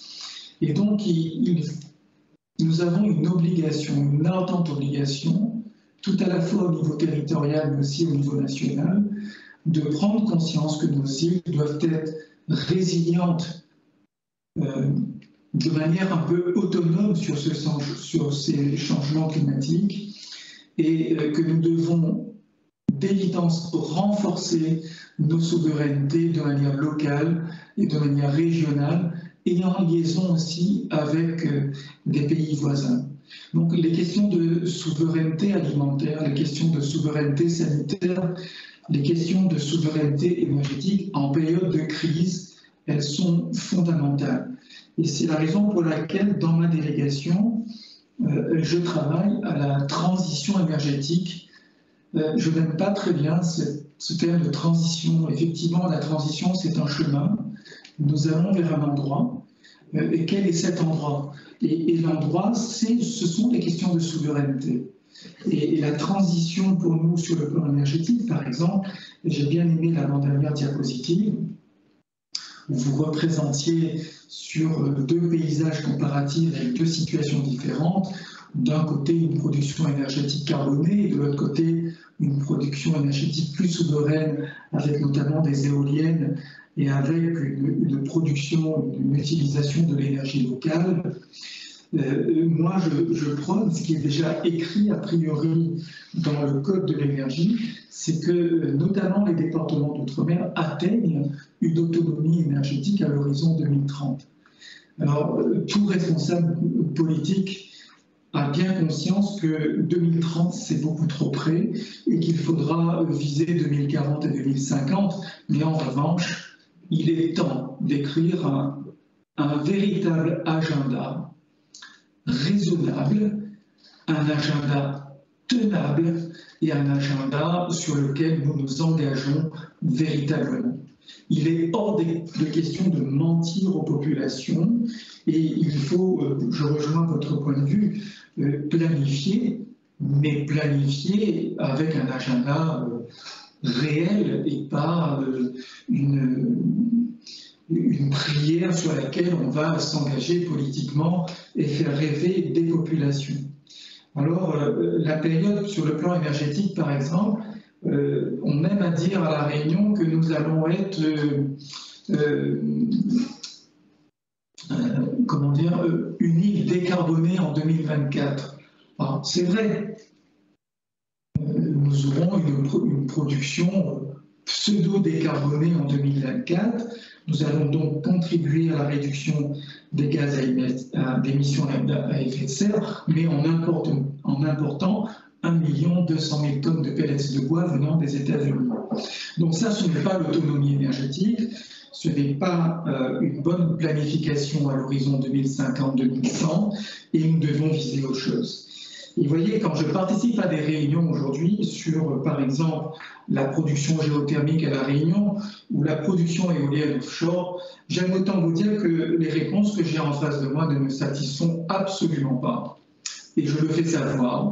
Je l'ai même dit que ça me met dans une colère noire, dans le sens où, quand on me dit que finalement, dans 20 ans, je ne sais pas si on pourra faire de la géothermie, si dans 20 ans, on ne sait pas si on pourra faire de l'éolien offshore pour produire de l'hydrogène, pendant que la géopolitique internationale s'installe dans des stratégies hydrogènes, notamment pour la mobilité des bateaux et la mobilité des avions, j'aime autant vous dire que je profite de cette occasion pour dire qu'il faut aujourd'hui, et je rejoins ce que dit notre spécialiste, professeur des universités à La Rochelle, il est l'heure, hier c'était la date du 18 juin 1940, aujourd'hui c'est l'appel du 19 juin 2023 concernant la résilience de nos territoires à l'horizon 2050. Et nous devons le prendre en tant que tel et véritablement excusez-moi le terme, secouer les cocotiers et dire que nous allons vivre des heures potentiellement tragiques. Je pense aux atolls de la Polynésie, sans doute un peu moins compliqué à La Réunion, même si ça sera compliqué. Et s'il y a d'autres crises majeures, notamment sur le plan sanitaire, nous aurons à vivre des heures difficiles en liaison avec nos pays voisins. Alors, il faut véritablement, enfin moi j'insisterai là-dessus si vous voulez bien, aujourd'hui la Réunion n'est plus capable d'absorber les déchets. Nous ne savons pas quoi faire. On a choisi le modèle de la voiture électrique batterie lithium-ion. Nous ne savons pas quoi faire des batteries lithium-ion. Les bateaux refusent de les reprendre pour les traiter au niveau de l'Europe. Nous débordons de déchets à La Réunion et nous rajoutons à chaque fois des caisses supplémentaires au niveau des zones d'enfouissement. L'heure est à la décision et notamment, moi je voudrais dire que la Banque des territoires est un outil pour nous aider, mais ce n'est pas le seul outil. Moi je prendrais à ce qu'il y ait il faut penser à la fiscalité au niveau de nos territoires. C'est aussi un outil et nous ne devons pas le négliger. Cette fiscalité, notamment via l'octroi de mer, doit nous aider au niveau de nos territoires à réaliser cette transition d'avenir vers des objectifs de souveraineté, comme je vous ai indiqué. Et sur la fiscalité des véhicules, par exemple, aujourd'hui, la fiscalité des taxes pétrolières qui vont disparaître, pour réaliser un certain nombre de choses. Donc il faudra bien réaliser d'autres fiscalités. Et je pense vraiment, il ne faut pas qu'on mente à la population. On ne pourra pas maintenir un octroi de mer à 0% sur les véhicules électriques pendant encore 10 ans. Nous ne pourrons pas maintenir des fiscalités trop faciles sur un certain nombre d'objets. Et ça fait partie des choses qu'il faut aujourd'hui dire à la population. Mais cette fiscalité, je raisonnerai comme certains pays d'Europe du Nord, nous devons la réserver à la transition écologique, nous devons la réserver à l'adaptation des territoires pour l'avenir. Donc vous voyez, si vous voulez, pour nous les objectifs sont très clairs. On a une marche en avant. Nous voulons, par exemple, dans la transition énergétique, faire le maximum de toits solaires à La Réunion. Faire en sorte que chaque Réunionnais, il y a 180 000 chauffe-eau solaires à La Réunion, il doit y avoir 180 000 toits solaires production d'électricité. Nous devons au maximum préserver nos environnements. C'est la raison pour laquelle nous avons mis l'Agence régionale de biodiversité en marche, l'Agence régionale de l'innovation. Nous faisons tout et nous allons mettre en place une stratégie de l'hydrogène à La Réunion. Nous allons mettre en place une stratégie d'un plan solaire régional à La Réunion pour véritablement rendre au maximum le territoire résilient sur le plan énergétique, mais aussi sur les autres questions. Voilà, je vous vois prendre le micro, donc vous allez m'interrompre. Non, pas du tout. Je n'allais pas être mal élevée. Je sais que le temps compte. Question, mais vraiment, si vous voulez, je pense que la conscientisation politique, moi, je le vis au quotidien. Sincèrement, elle n'y est pas. Et il y a, c'est mon rôle. Nous devons faire en sorte même au niveau des élus, vous voyez le diaporama que vous avez montré, Madame la professeure, je pense que je vais tenter il me serait agréable de le récupérer pour le montrer aussi à nos politiques. Nous devrons faire des séances de pédagogie politique et montrer à quel point la situation est assez pour l'humanité dramatique, hein, et nous allons être confrontés à des situations difficiles, mais en même temps, je crois au progrès humain. Moi, j'ai confiance dans l'humanité, mais à condition de s'y préparer un minimum. Alors, malheureusement et heureusement, notre esprit humain a tendance à être optimiste, donc à minimiser les difficultés. Là, je crois qu'il faut quand même être optimiste, mais en maximisant les difficultés qui vont arriver.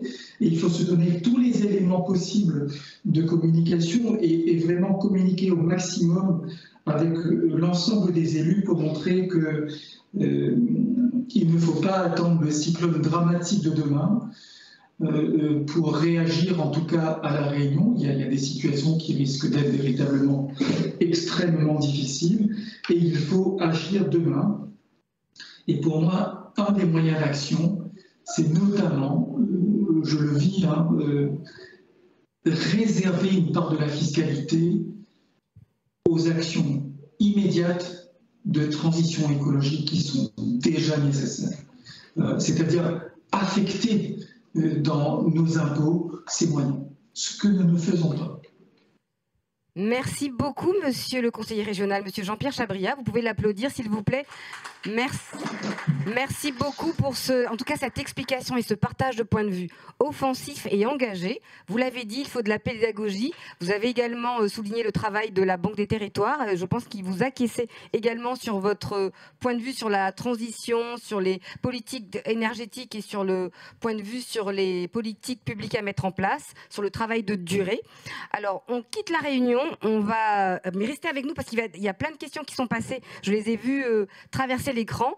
On va aller direction la Nouvelle-Calédonie. Je vais appeler en présentiel cette fois-ci monsieur Christophe Archambault, directeur général de la société d'équipement de la Nouvelle-Calédonie, CECAL, qui va présenter le cas de la Nouvelle-Calédonie et l'accompagnement du gouvernement local via la CECAL. Merci de l'accueillir chaleureusement, s'il vous plaît. Et merci encore au conseiller régional Jean-Pierre Chabria. Merci beaucoup. Pour quelques minutes, on va un peu essayer de gagner en temps. On ne va pas vous écourter, mais voilà, si on peut... Bonjour à tous, merci de nous accueillir. Un grand merci à la Banque des Territoires et à Hervé Tonnerre présent pour cette invitation. On va essayer de faire en effet un petit peu plus rapide, vous dire que la CECAL, après des discours un peu politiques et un peu scientifiques, la CECAL est beaucoup plus un acteur de terrain. Simple aménageur, mais aménageur qui s'est positionné il y a quelques mois sur ces sujets du changement climatique face à l'inaction, face à l'absence de grands changements. On ne peut qu'être en phase avec tout ce qui a été dit avant, notamment avec le sénateur Artano, avec la nécessité d'illustrer ce qui se passe sur nos territoires, parce que le changement climatique, c'est maintenant, il est en cours. Il est déjà très très impactant et on n'estime pas encore totalement la totalité de cet impact sur l'ensemble de nos territoires. On s'est permis, on a fait une petite présentation, peut-être qu'on peut la mettre à l'écran, parce que on a beau être en Nouvelle-Calédonie au milieu du Pacifique. Le Pacifique est un territoire avec de multiples territoires qui s'organisent aussi. On a parlé de dimension locale, mais il faut prendre la dimension géopolitique de cet espace. Vous le savez, le Pacifique, c'est un tiers de la Terre, du territoire global. Donc c'est gigantesque. Et dans ces territoires gigantesques, en fait, on a quelques territoires qui s'organisent. On va y arriver. Vous vous rappelez tous de ce... ministre des Affaires étrangères. C'est intéressant d'ailleurs, un ministre des Affaires étrangères qui prend la parole pour représenter les impacts des Tuvalu lors de la COP26, les pieds dans l'eau. Et oui, parce que c'est déjà dans ces territoires-là un impact très très frappant. Peut-être on peut descendre un tout petit peu, voilà, avec des impacts très visibles. Allez-y, je vous en prie. On a dit qu'on faisait vite, alors allez-y. Élévation du niveau moyen de l'océan, vous le savez, on en a parlé de nombreuses fois.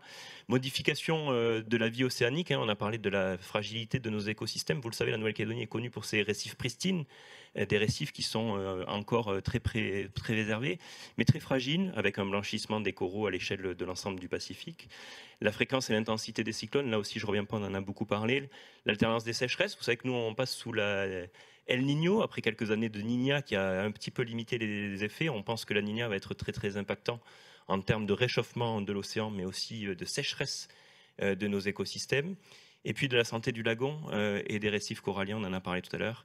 Tout ça dans une population où, vous savez, les revenus sont globalement assez faibles et beaucoup de populations, 80% de la population de l'Océanie dépend directement des ressources naturelles, et notamment de la mer. Donc dans cet environnement-là, vous le voyez, les réponses des îles du Pacifique, elles ont été assez tôt organisées. Et le simple acteur que je suis vous dira que la Nouvelle-Calédonie est plutôt en retard. Quand j'entendais le sénateur Artano parler de l'ensemble de ses impacts à Saint-Pierre-et-Miquelon, nous sommes encore largement en retard puisqu'on est uniquement dans la politique d'atténuation, nous n'avons pas de plan d'adaptation. Et à l'échelle locale, les actions tardent à se mettre en œuvre. Donc il y a cette nécessité de revenir, de rattraper. On parlait tout à l'heure, on parlait de déficit de rattrapage. Je crois qu'on est réellement en défi de rattrapage, on est réellement dans cette phase-là. Et donc on a la nécessité de se mobiliser encore plus fortement en Nouvelle-Calédonie qu'ailleurs dans le Pacifique. Et vous le voyez, les autres États, même l'Australie, qui en général est un mauvais client, j'allais dire, sur ces sujets de changement climatique, est plus avancé que la Nouvelle-Calédonie. Les réponses qu'on regarde avec attention dans le territoire, mais je pense qu'il faudra qu'on regarde au-delà du Pacifique, vu l'ensemble des sujets qui ont été abordés aujourd'hui. La Polynésie française, où vous en avez beaucoup parlé, avec l'ensemble des atolls qui sont impactés. Le plan climat de la Polynésie a été voté, vous voyez, en 2022. La Calédonie a failli se mobiliser sur le plan d'adaptation du changement climatique en 2019, suite à des modifications de gouvernement. Le gouvernement a un petit peu tardé. Et les Polynésiens n'étaient pas lancés dans ce plan climat. Aujourd'hui, ils sont en avance sur nous et le non-alignement politique ne nous permet pas de rattraper ce retard-là. Le Vanuatu a une politique nationale sur le changement climatique. Ils ont même un ministre spécifique du changement climatique qui s'appelle Ralph Regenvanu, ancien ministre des Terres. Intéressant aussi de voir la transition entre la terre et la mer qui a été faite. Les îles Fidji, là aussi, sont largement mobilisées, tout comme la Nouvelle-Zélande. En clair, depuis de nombreuses années, mais encore plus fortement aujourd'hui, les îles sont particulièrement vulnérables dans le Pacifique, avec peut-être parmi les premiers impacts les plus critiques. Vous savez qu'aujourd'hui, on a déjà des déplacements de population assez importants sur certains atolls. Une fois qu'on a fait ce petit tour d'horizon, zoomons sur la Nouvelle-Calédonie. Les impacts sont forts. Vous voyez, là, on est typiquement dans le cadre d'une route, d'une infrastructure routière qui fait le lien entre le nord de l'île, le sud et le nord de l'île sur la côte est. La côte est, c'est à droite la montagne, à gauche le littoral. Vous voyez le fin lien qu'est cette route. Les travaux aujourd'hui de confortement de son route sont énormes, mais on sait que ce lien va disparaître à terme et très rapidement. La biodiversité massive, on en a parlé, je crois que tout à l'heure ça a été bien évoqué, notamment avec des scénarios avec 90% de disparition des coraux dès 2050. L'érosion du trait de côte qui mobilise déjà beaucoup d'actions, on le verra juste après. Peut-être une particularité de la Nouvelle-Calédonie, j'aime pas trop quand on parle de particularité, mais tous nos territoires sont assez particuliers. C'est le monde coutumier. Vous savez que ce monde coutumier, il est lié très fortement à la terre, à la biodiversité, et que les Kanaks ont un lien spécifique à l'histoire, à la fois par la colonisation, mais aussi par la culture. Donc quand on parle de déplacement de population, on l'a entendu à Saint-Pierre-et-Miquelon, quand on parle de déplacement de population en Nouvelle-Calédonie, ça revêt une dimension historique encore plus forte. Et cette dimension historique, il faudra la travailler parce que le temps d'adaptation pour nous est encore plus grand. La santé, les risques d'apparition notamment de nouvelles maladies liées aux moustiques, on est très impacté par ces sujets-là. Et puis on a parlé aussi des cyclones, je n'y reviens pas, depuis le début de cette intervention. On vous a mis une carte de la Nouvelle-Calédonie, vous voyez donc une île principale et trois territoires, 3 îles. L'île de Lifou est à peu près grande comme la Martinique, si je me rappelle bien, avec une population beaucoup plus faible. Pour vous donner une idée, Lifou, c'est 10 000 habitants. Voilà, donc une densité assez faible, mais pour autant des impacts qui sont très forts, avec là aussi l'érosion du littoral, les risques de submersion. Vous le savez, on le verra juste après, on a une activité minière très importante et très impactante, forcément. Donc tous ces systèmes économiques qui viennent s'ajouter au changement climatique sont forcément accroissent les risques et les amplifient. Donc ça aussi, cette dépendance à une économie très, très carbonée, très, très tournée autour du nickel, est forcément un point d'attention particulier pour nous. Vous voyez, juste en haut, l'île d'Ouvéa, dont on va parler juste après. un léger cordon de 40 km. Le point haut de Ouvéa est à 40 mètres et le point moyen est à 7 mètres. 3000 habitants, ce n'est pas un énorme enjeu en termes de population, mais vous voyez la fragilité de cette île qui est finalement qu'un ourlet de sable sur lequel aujourd'hui certaines plages ont déjà perdu plus de 60 mètres linéaires. Les derniers cyclones, on parlait tout à l'heure de récurrence des événements, on a eu 2 cyclones répétés qui n'ont pas impacté directement Ouvéa, mais les trains de houle ont impacté Ouvéa. Et on a déjà aujourd'hui des parties entières de cette île qui ont été complètement impactés par la houle et avec des champs qui disparaissent victimes du sel marin qui s'infiltre absolument partout sur ces îles très, très sensibles. On en parlait tout à l'heure, le PIB calédonien sur 100 points, si on imagine, c'est 50% d'aide de l'État, c'est 40% de l'activité minière et c'est 10% des autres activités. Donc vous voyez la dépendance de la Nouvelle-Calédonie en termes économiques à ces activités et pour autant vous voyez les impacts assez forts avec des risques d'inondation, avec des risques sur les cours d'eau, mais aussi des forts impacts sur le trait de côte. L'image du milieu est Ouvéa. Vous voyez un joli pont qui est en train d'être cofinancé par la Caisse des dépôts et réalisé parce que justement ce changement climatique venait attaquer l'infrastructure. Là aussi, on en parlait, hein, la réponse, elle n'est pas que par les infrastructures, mais elle passe évidemment aussi par les infrastructures. Et vous voyez cette fragilité avec deux fins traits de côte de chaque côté et cette passe qui est au milieu et qui est impactée très largement par la hausse de l'eau. Puis vous voyez une image lors du dernier événement cyclonique à Nouméa. On parlait d'activités. Parmi les activités, il y a les activités touristiques. Ces activités touristiques, elles sont souvent en bord de mer. Et on voit aujourd'hui que tout le littoral est impacté avec des trains de houle qui détruisent vraiment de façon très très importante l'érosion côtière. Une fois qu'on a fait ces constats, la Nouvelle-Calédonie, je vous le disais, est en retard. On pousse aujourd'hui en tant que modeste acteur. Pourquoi ? Parce que depuis 2019, alors vous le savez, on a une petite réglementation particulière avec un congrès qui prépare les textes de loi, qui a formulé un vœu d'urgence climatique, mais vous voyez que ça date de 2019, que derrière l'action politique a tardé, et que c'est pour ça qu'avec l'appui de la Caisse des dépôts et du membre en charge du gouvernement, on travaille aujourd'hui à la mise en place d'une déclaration d'urgence climatique, avec des 2 actions fortes. Hein. Vous voyez, c'est très modeste pour l'instant, s'engager dans une stratégie d'adaptation au changement climatique. Je pense que beaucoup de vos territoires l'ont et connaissent ces sujets depuis bien longtemps. Créer une entité de pilotage, et oui, parce que ça passe aussi par une gouvernance et par une concertation de l'ensemble des acteurs.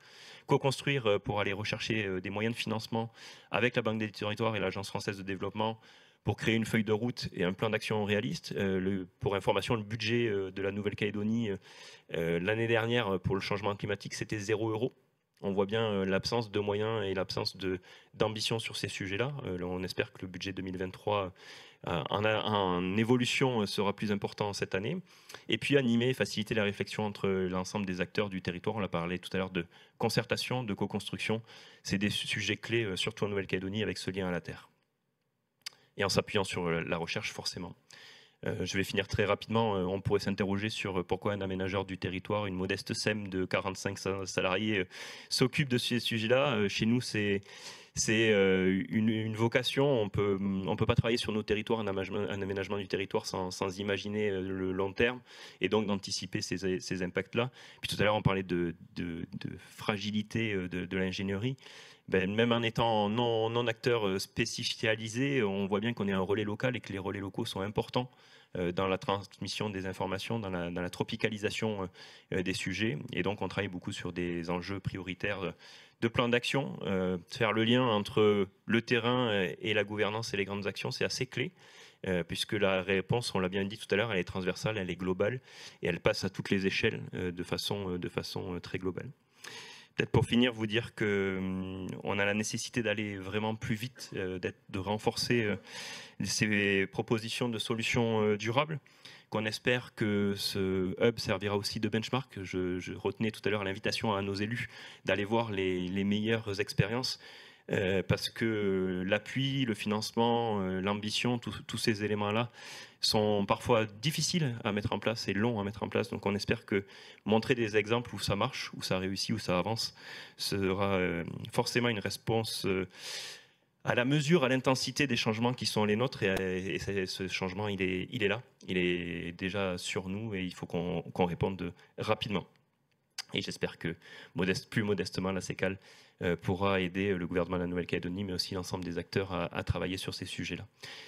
Je tenais à vous remercier pour cette rapide intervention qu'on espère dans le délai. Ah non, c'est parfait, bravo, merci beaucoup. Un point, vous avez mis en rouge la Nouvelle-Calédonie, lauréate du plan d'Innovation. Vous voulez dire un mot peut-être? Parce que c'est important. Oui, parce que pour donner cette ambition, on peut compter sur l'État et la Caisse et la Banque des Territoires, grâce au PIOM notamment. Et donc la Nouvelle-Calédonie, avec une assistance à maîtrise d'ouvrage de la CECAL, a été lauréate dans le cadre du PIOM trajectoire, donc triade trajectoire et alimentation durable. Ces moyens-là sont essentiels pour la mise en place d'actions concrètes sur le terrain, mais aussi faciliter l'ingénierie et les best practices. On travaille beaucoup sur l'exemplarité de ces dossiers-là pour amener une dynamique beaucoup plus large. Donc merci à la Caisse des dépôts pour le soutien. Merci beaucoup, merci infiniment. En tout cas, c'était très intéressant d'avoir ce point de vue. Encore une fois, la Nouvelle-Calédonie et tous les territoires sont particuliers, mais là, vous avez énuméré en un temps record l'ensemble de la problématique. Merci à vous. On va vous retrouver parce que je suis sûre qu'il y aura des questions. Place maintenant, on part à un autre bassin et on va aller direction la Martinique avec le président de Cap-Nord, cet interco, et qui est également aussi maire de Sainte-Marie, monsieur Bruno Nestor Azeroth. C'est parti pour la vidéo. Mesdames et messieurs, chers tous, je veux d'emblée vous souhaiter un excellent webinaire. Comme vous le savez, donc Cap-Nord, c'est un grand territoire que j'affectionne particulièrement. 2 territoires, façade atlantique, façade caraïbe. 3 bassins de vie. Cap-Nord, pour nous, c'est un territoire d'avenir. C'est un territoire que nous voulons inscrire davantage dans le développement durable. C'est un territoire que nous voulons davantage inscrire dans plus de connexion. C'est un territoire que nous voulons être davantage inclusif et attractif. Et c'est bien pour cela que je tiens ici et maintenant à saluer ce partenariat que nous avons avec la Banque des Territoires. Banque de Territoires qui est avant tout une banque de conseil, de financement, mais également qui est là à nos côtés et qui est une banque très réactive. Donc véritablement, je crois que dans ce pays-là, où il y a beaucoup de territoires, et nous en sommes un, avec les autres, bien évidemment, contre la France, je crois que la Banque de Territoire a toute sa place. Et nous avons besoin justement d'utiliser cet outil pour que nous puissions encore davantage démontrer et montrer à nos populations que nous sommes en capacité d'agir. Pas seuls, mais avec en tout cas celles et ceux qui sont là pour nous accompagner. En tout cas, encore une fois, je veux remercier la Banque de Territoire pour ce qui a déjà été fait, ce qui sera fait et ce qui reste à faire. Et puis surtout, mesdames et messieurs, vous souhaitez encore une fois un excellent webinaire. Merci beaucoup. En tout cas, c'est très concis. Le président de Cap-Nord n'a fait que redire ce que les autres intervenants ont dit sur la qualité du travail de la Banque des Territoires, que ce soit l'ingénierie, les offres et les dispositifs. C'est l'occasion d'aborder la dernière séquence avec la présentation de l'accompagnement de la Banque des Territoires. Madame Laetitia Vera, je ne sais pas très bien prononcer, je suis désolée, qui est experte adaptation au changement climatique à la Banque des Territoires. Merci de l'accueillir. Ah, elle est connectée? Bon, désolée, c'est moi qui ai fait un petit loupé. Bienvenue à vous et toutes mes excuses si je prononce très mal votre nom. Non, non, merci, il est très bien prononcé, c'est un défi en soi. Et je m'excuse de ne pas être en présentiel avec vous, j'ai eu un petit souci de transport ce matin pour vous rejoindre. Oui, donc tout le monde a connu ça, ne vous inquiétez pas. En tout cas, merci d'être avec nous, c'est à vous pour ces dispositifs que les nombreux intervenants ont vantés, on va en savoir davantage. Merci et je salue toutes les personnes qui sont en présentiel et à distance. Donc effectivement, hein, comme l'a dit Michel-François Delannoy, hein, la Banque des Territoires accompagne les territoires d'outre-mer vers la résilience climatique avec 2 pieds, et je veux bien qu'on passe la slide. Le premier qui est bien celui de contribuer à atténuer le changement climatique, hein, et tous les propos qu'on a eus ce matin soulignent à quel point c'est important d'accélérer et de renforcer toutes ces actions. Chaque centième de degré de réchauffement climatique compte dans les impacts et dans les trajectoires qu'auront les sociétés dans les prochaines années à venir. Et un deuxième pied qui est celui de l'adaptation qui doit être mené conjointement. Évidemment, les projets d'atténuation et d'adaptation peuvent aussi avoir les doubles bénéfices en conjuguant les deux éléments, avec 3 modalités d'intervention de la Banque des Territoires, celui de conseiller, donc d'ingénierie, que je vais un peu détailler après, de financement, avec des offres de prêts et d'investissement pour les acteurs locaux, et de sécurisation aussi de rôle des consignations. Évidemment, je vais détailler un petit peu à peu près sur le thématique là-dessus. Je tiens à souligner que la Banque des Territoires est un acteur de long terme, et ça a été souligné plusieurs fois, que ce soit sur toutes nos modalités d'action. On est vraiment là auprès des acteurs locaux, régionaux et de l'État pour s'engager dans le long terme sur ces sujets qui sont de sacrés défis pour les années à venir. Alors, j'essaie d'aller rapidement, pardon, mais de toute façon, vous aurez, si vous avez besoin d'aller plus loin, on vous aurez les contacts à la fin. Donc, le premier, c'est accélérer la transformation écologique avec plusieurs thématiques à enjeu sur lesquelles on peut vous accompagner. Donc, toute la question de la transition énergétique qui a été largement soulevée ce matin. Toute la question également de la mobilité verte qui peut être adaptée aux spécificités géographiques, et on l'a vu sur les différents territoires d'outre-mer qui peuvent être également à la fois envers du littoral, des territoires de montagne, des territoires parfois peu denses également, avec des infrastructures qui peuvent être très contraintes. La question de la gestion des ressources naturelles, on l'a vu sur la Polynésie où beaucoup de territoires dépendent des ressources naturelles. C'est un élément important, et notamment la question de l'eau aussi, ça a été souligné sur l'île de la Réunion. La question de la transition alimentaire et des filières locales de collecte, de traitement et de valorisation des déchets, ça a été également souligné sur l'île de la Réunion, mais aussi en Nouvelle-Calédonie, qui sont tout ça des éléments déterminants, avec évidemment toute l'offre de la Banque des Territoires qui va être un appui en ingénierie, donc à la fois vous aider à préciser, qualifier le besoin, à vous aider à identifier les vulnérabilités, construire des plans d'action, phaser et de passer à l'opérationnel avec une ingénierie financière, réglementaire, juridique, de concrétisation des projets, et c'est vraiment notre intention. Un appui aussi à l'innovation et à l'expérimentation sur tous ces sujets. On n'a pas forcément toutes les solutions, où il y a des choses à adapter, à développer localement, qu'on peut accompagner et développer. Évidemment, des financements aussi qui sont adaptés, typiquement sur les questions des infrastructures et de gestion de l'eau, de préservation des inondations. Sur les mobilités, on a des solutions de financement sur les bus électriques. Je ne vais pas tout vous détailler, vous avez quelques éléments à l'écran. Et de consignation aussi, qui est assez important dans les projets, qui permet par exemple sur les développements des ENR de remettre en état les lieux après exploitation. Et notre deuxième pied, qui est une nouveauté de notre plan stratégique et de transformation pour 2023-2027, donc le plan d'adaptation au changement climatique dont a parlé Michel-François Delannoy, avec une priorité pour 2023 pour les Outre-mer et les littoraux, avec des thématiques d'accompagnement que vous avez au-dessus en rouge, qui sont assez larges, qui vont vous aider à identifier les vulnérabilités, et notamment sur des secteurs très précis. Des questions de maîtrise foncière, on parlait de relocalisation, c'est déterminant aujourd'hui de pouvoir maîtriser, d'anticiper l'acquisition foncière quand on veut relocaliser des populations, avec des pressions foncières sur les littoraux ou dans certaines zones urbanisées qu'on a déjà. La question de pouvoir passer ensuite à l'opérationnel pour concevoir des aménagements résilients, de soutenir notamment des solutions fondées sur la nature, d'adapter l'évolution des activités économiques littorales et maritimes.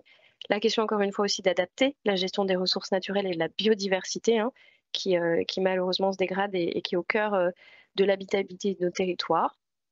Et 3 volets un petit peu à côté d'appui qui vont être la question de la chefferie de projet. Et Michel-François en a parlé en introduction. La Caisse des dépôts a une mesure spécifique pour les littoraux et l'outre-mer qui peut être dans les territoires en carence d'ingénierie, et ça a été beaucoup souligné ce matin, de pouvoir cofinancer des chefs de projet dédiés à la mise en œuvre et à l'accélération des actions d'adaptation au changement climatique, qui est vraiment une mesure forte de ce plan dédié aux outre-mer et aux littoraux. Et 2 axes d'appui qui vont être la question post-crise, on en a parlé, pour ne pas retourner dans des trajectoires de dépendance avec des ouvrages qui sont mal adaptés, d'aider les territoires à se reconstruire post-crise de façon plus résiliente. Et la question également de la sensibilisation et de la formation qui a été largement soulignée, sur lequel je ne vais pas revenir. Donc tout ça, pareil, avec des modalités d'intervention d'ingénierie, des solutions de financement et de consignation aussi sur le littoral notamment, qui a été renforcée par la loi climat et résilience. Vous avez le montant du plan, hein, donc 100 millions d'euros d'ingénierie pendant 5 ans jusqu'en 2027, et on a réfléchi 35 millions d'euros pour l'outre-mer et le littoraux, ce qui est quand même un engagement important. Je fais très vite et je pense que ça doit frustrer, mais voilà, vous aurez tous les éléments après et on y répondra. Je veux bien que vous passiez la dernière slide, puisque si vous avez des questions plus précises, vous avez des contacts dans les territoires d'outre-mer où on est largement présent avec les collègues. Donc vous avez les adresses mail auxquelles écrire vos questions si vous souhaitez approfondir cet accompagnement de la Banque des territoires. Et je remercie tous les intervenants qui ont souligné tout le travail qu'on est déjà en train de faire à leur côté. Voilà, merci. Merci beaucoup. Merci, vous pouvez l'applaudir. Justement, compte tenu du temps, on va prendre quelques questions, si vous en êtes d'accord, parce que je crois qu'il y a énormément de questions qui sont passées. Et je vais appeler Monsieur Franck Lassade, secrétaire général de la Banque des territoires. Oui, bien sûr, vous pouvez venir à mes côtés. Vous êtes chez vous, bienvenue chez vous. Merci. Donc, on a eu quelques questions qui ont porté sur... comment dire, la mobilisation des projets à l'échelle européenne. Elle mobilise aussi des fonds de la Commission européenne pour soutenir ces projets. Je vais mettre par là. Également, on a eu des questions sur le travail, le partenariat entre les collectivités et les laboratoires publics et les universités. Et également, c'est comment protéger les côtes pour préserver les océans. Voilà. Je vous fais un petit résumé rapide. Si on peut prendre quelques réponses, alors vous avez parlé de, dans les questions laboratoire et... Laboratoire et université. Alors ça c'est peut-être monsieur... le travail des universitaires, des laboratoires. Alors il y a madame Virginie Duva qui lève la main, ensuite on peut, monsieur Jean-Pierre Chabria aussi peut également répondre, il est bien placé également pour répondre à la casquette, double casquette politique et université. C'est à vous madame Virginie Duva. Magnan, vous pouvez répondre. Oui. Et ensuite... Je vous remercie beaucoup. Merci aussi à toutes et tous pour vos présentations tout à fait stimulantes. Moi, il me paraît absolument stratégique de faire en sorte de mieux inclure dans les stratégies à la fois de diagnostic, mais aussi d'opérationnalisation de l'adaptation et de l'atténuation, les partenaires scientifiques. Ça me paraît assez fondamental.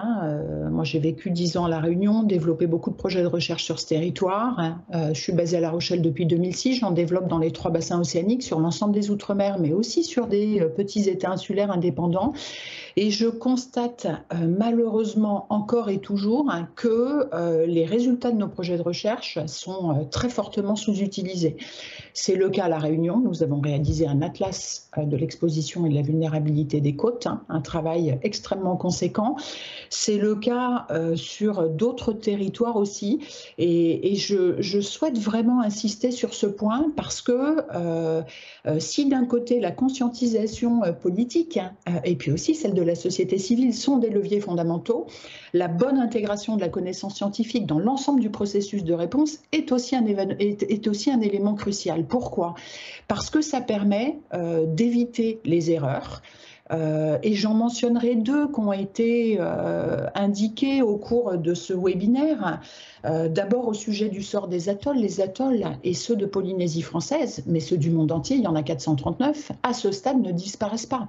On n'a aucune observation à ce jour de disparition d'atolls. Les îles des atolls jusqu'à présent, justement parce qu'ils sont situés en plein océan et qu'ils ont la chance, à la différence de la plupart des îles montagneuses, d'avoir des récifs coralliens qui sont encore en bon état de santé, ont pu, au cours des dernières décennies, s'ajuster à l'élévation du niveau de la mer en étant nourris par les récifs coralliens. J'ai porté une revue internationale sur ce sujet, qui est d'ailleurs mentionnée en divers endroits du dernier rapport du GIEC. Donc aujourd'hui, on n'en est pas encore à déplacer les populations des atolls. Et d'ailleurs, on étudie, on a aussi montré que dans certains cas, sur ces atolls, il existe des îles hautes vers lesquelles on pourrait relocaliser les populations qui n'auraient donc pas à quitter l'atoll et à s'orienter vers d'autres territoires. Deuxième exemple, augmentation des cyclones en puissance dans certains bassins, en fréquence dans très peu de régions de la planète. Donc là aussi, une connaissance précise et fondamentale pour véritablement cibler les bonnes actions. Donc moi, mon intervention, elle est juste là pour dire que nous, scientifiques, on s'engage, si vous voulez, de plus en plus, et moi je le fais depuis longtemps, dans des partenariats avec les acteurs publics. Les projets qu'on déploie visent à soutenir les politiques publiques. On établit des liens constants. On est en difficulté dans les Outre-mer face au turnover qui est très important dans tous les services et qui contribue à la perte et à la dilution de la connaissance. Mais c'est important de l'inclure parce que dans beaucoup de cas, on refinance 2 fois, 3 fois, 4 fois le même type d'études. Vous mentionniez l'importance des études sur l'exposition, la vulnérabilité, les impacts. On en a déjà conduit beaucoup. Donc ce que je veux dire, c'est que c'est important de réaliser les études qui sont impératives, mais de ne pas risquer de refinancer des travaux qui ont déjà été faits et qui aujourd'hui appellent simplement une opérationnalisation sur les territoires. Merci beaucoup. Autour de Monsieur Jean-Pierre Chabriat, Monsieur le conseiller régional, pardon.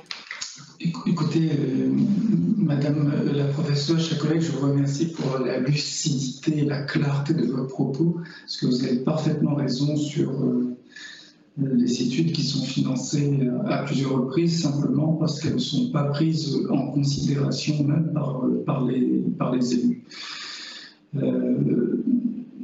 Alors, comment faire pour faire le bien? Très récemment, j'ai rencontré donc le directeur de l'INSU qui me demandait la possibilité de mettre en place ce qu'on appelle un GREC, donc un groupement régional sur le changement climatique. Donc au niveau de la Réunion, c'est ce qu'on va faire, avec comme pilote l'Observatoire des sciences de l'univers de la Réunion sur le plan scientifique, qui nous permettra justement de faire le lien entre d'une part la société civile, les politiques, mais aussi les scientifiques. Enfin, c'est un outil comme un autre. Il existe au niveau national. Je sais qu'il se développe notamment dans les régions d'Occitanie, région PACA, etc. Donc on va tenter de mettre en place cet outil et surtout de le faire vivre. Parce que c'est pas tout de mettre en place un outil. Il faut le faire vivre à un bon rythme, il faudra trouver le bon rythme, de telle sorte que les travaux, d'une part, soient présentés, mais la question que je me pose, je n'ai pas la réponse, c'est comment véritablement faire prendre conscience des évolutions qui vont arriver dans les années à venir et puis comment, à partir de cette prise de conscience, établir des stratégies relativement stables sur une dizaine, une vingtaine d'années pour pouvoir faire ce que vous avez dit tout à l'heure, la démarche des petits pas, mais en l'amplifiant assez rapidement pour pouvoir donner des réponses demain à la population. Voilà. Au niveau de la région Réunion, par exemple, c'est vrai qu'il y a beaucoup d'études. Je vais vous donner un exemple sur la géothermie, sans doute 40 ans d'études. Et je disais récemment, finalement, même en tant que scientifique, moi je ne sais pas où on en est. En tant qu'élu, j'essaie de faire les archives de la collectivité régionale pour trouver toutes ces études. On n'est pas forcément tout à fait bien organisé. Donc, résultat des courses, première des choses à faire que j'ai demandé, c'est la mise en place d'une direction de la recherche et de l'innovation, donc au sein même de la collectivité régionale, pour que la collectivité régionale ait une stratégie de recherche, dispose d'un conseil scientifique qui va justement, un conseil scientifique extérieur, pour l'évaluation de la politique même scientifique de la collectivité régionale en liaison avec les laboratoires de recherche.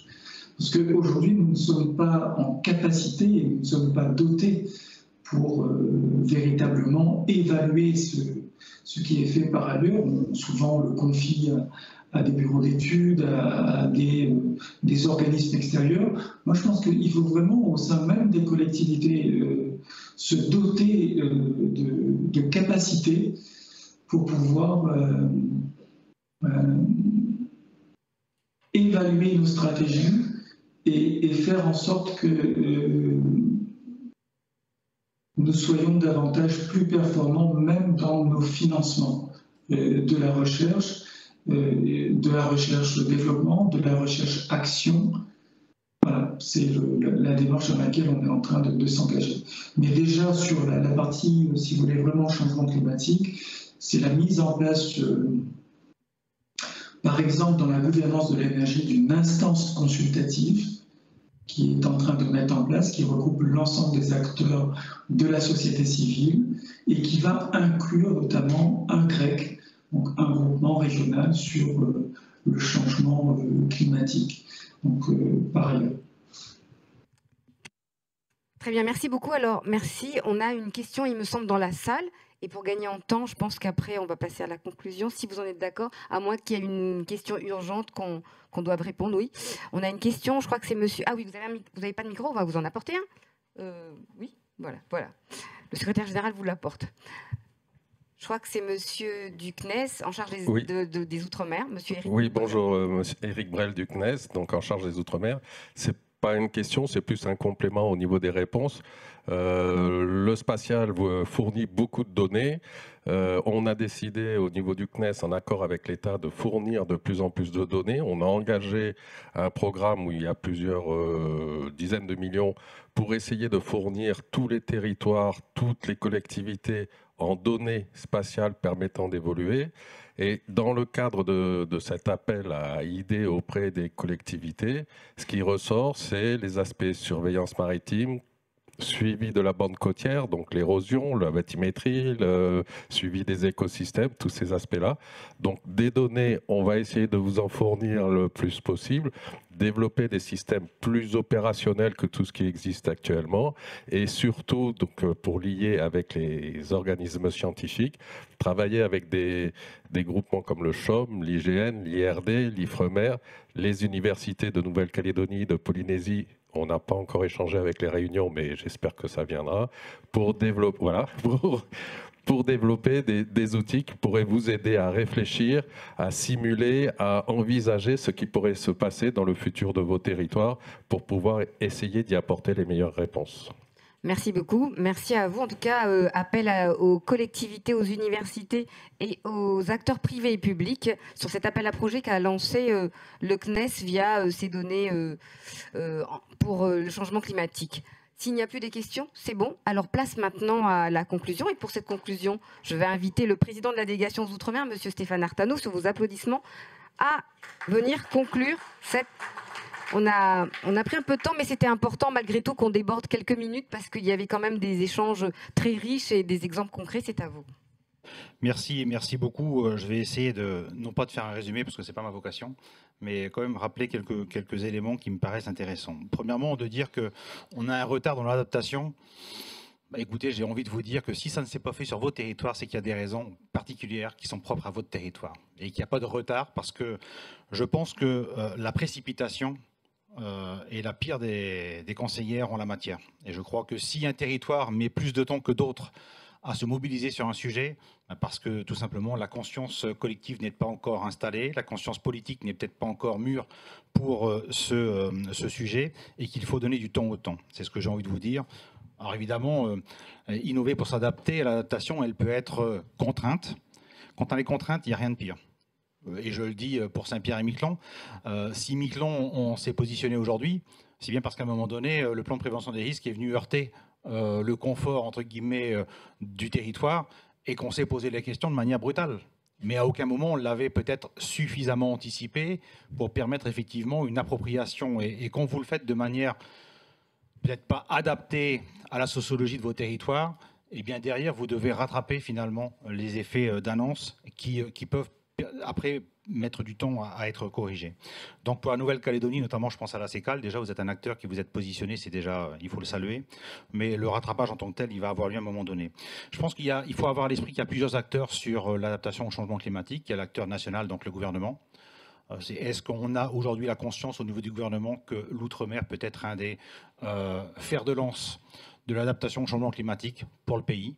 Est-ce que ça ne nécessiterait pas un délégué interministériel au changement climatique, comme on l'a eu d'ailleurs pour les risques majeurs, en la personne de Frédéric Mortier, qui avait fait un travail remarquable, et puis le poste a disparu à un moment donné. Et c'est un peu dommage, on l'a regretté à la délégation, on n'est pas les seuls.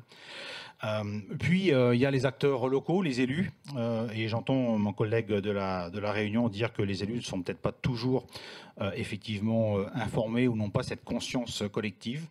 Moi, je crois que là aussi, ça fait partie du rôle des acteurs. Le hub en fait fait partie. Nous en faisons partie au sein de ma délégation. Les associations d'élus en font également partie. Nous devons passer ces messages pour qu'il y ait une acculturation des élus également sur leur territoire, des enjeux liés à ce territoire. Et puis, il faut être honnête. Dans certains territoires, on va vous dire, moi, j'ai déjà pas d'eau à mon robinet, alors vous me parlez de changement climatique. Vous voyez, vous projetez à 40, 50 ans, moi j'ai déjà pas d'eau à mon robinet, mon réseau d'assainissement est peut-être pas en état, alors vous venez m'embêter avec des questions climatiques. Non mais c'est ça aussi le sujet des élus des territoires, je pense que Cap Nord aurait pu en parler, et il faut avoir cette conscience-là. Et donc en fait on a deux approches, on a une approche court terme pour répondre aux politiques publiques, gestion des déchets par exemple, on vient d'émettre un rapport sur le sujet, et puis la vision long terme, et se projeter sur le long terme c'est hyper compliqué. C'est déjà compliqué pour des élus, alors c'est d'autant plus compliqué pour les populations, parce qu'on n'arrive pas finalement à se projeter sur 100, 150 ans, déjà 10 ans parfois c'est un peu compliqué. Donc il faut avoir ça à l'esprit, que les élus sont confrontés à des défis sur leur territoire en matière de politique publique et qu'ils ont du mal à se projeter sur les changements, sur les thématiques de changement climatique. Et c'est d'autant plus important de les accompagner pour les acculturer sur ces sujets. De dire également que s'adapter, c'est aussi une source d'opportunités. On ne l'a peut-être pas suffisamment dit, mais ça peut ouvrir sur nos territoires ultramarins des opportunités de développement économique, des opportunités de mettre en avant l'expertise, de mettre en avant des start-up de nos territoires ultramarins, parce qu'il en existe beaucoup qui sont mises en avant. Je parle de numérique avec la station F notamment, et je vois Daniel Herso présent, et il connaît évidemment parfaitement le sujet, mais voilà, on a sur nos territoires des gens qui peuvent être mis en avant sur ces sujets-là. Aujourd'hui, il y a peut-être une difficulté de maillage territorial, ça me paraît évident. Et là encore, je crois beaucoup à une question de méthode. Et je crois que quand cette méthode est appropriée, l'exemple du pilotage par le maire de Miquelon avec l'État, la collectivité, les pouvoirs publics, la Banque des territoires, c'est un des exemples qui peut en conduire d'autres.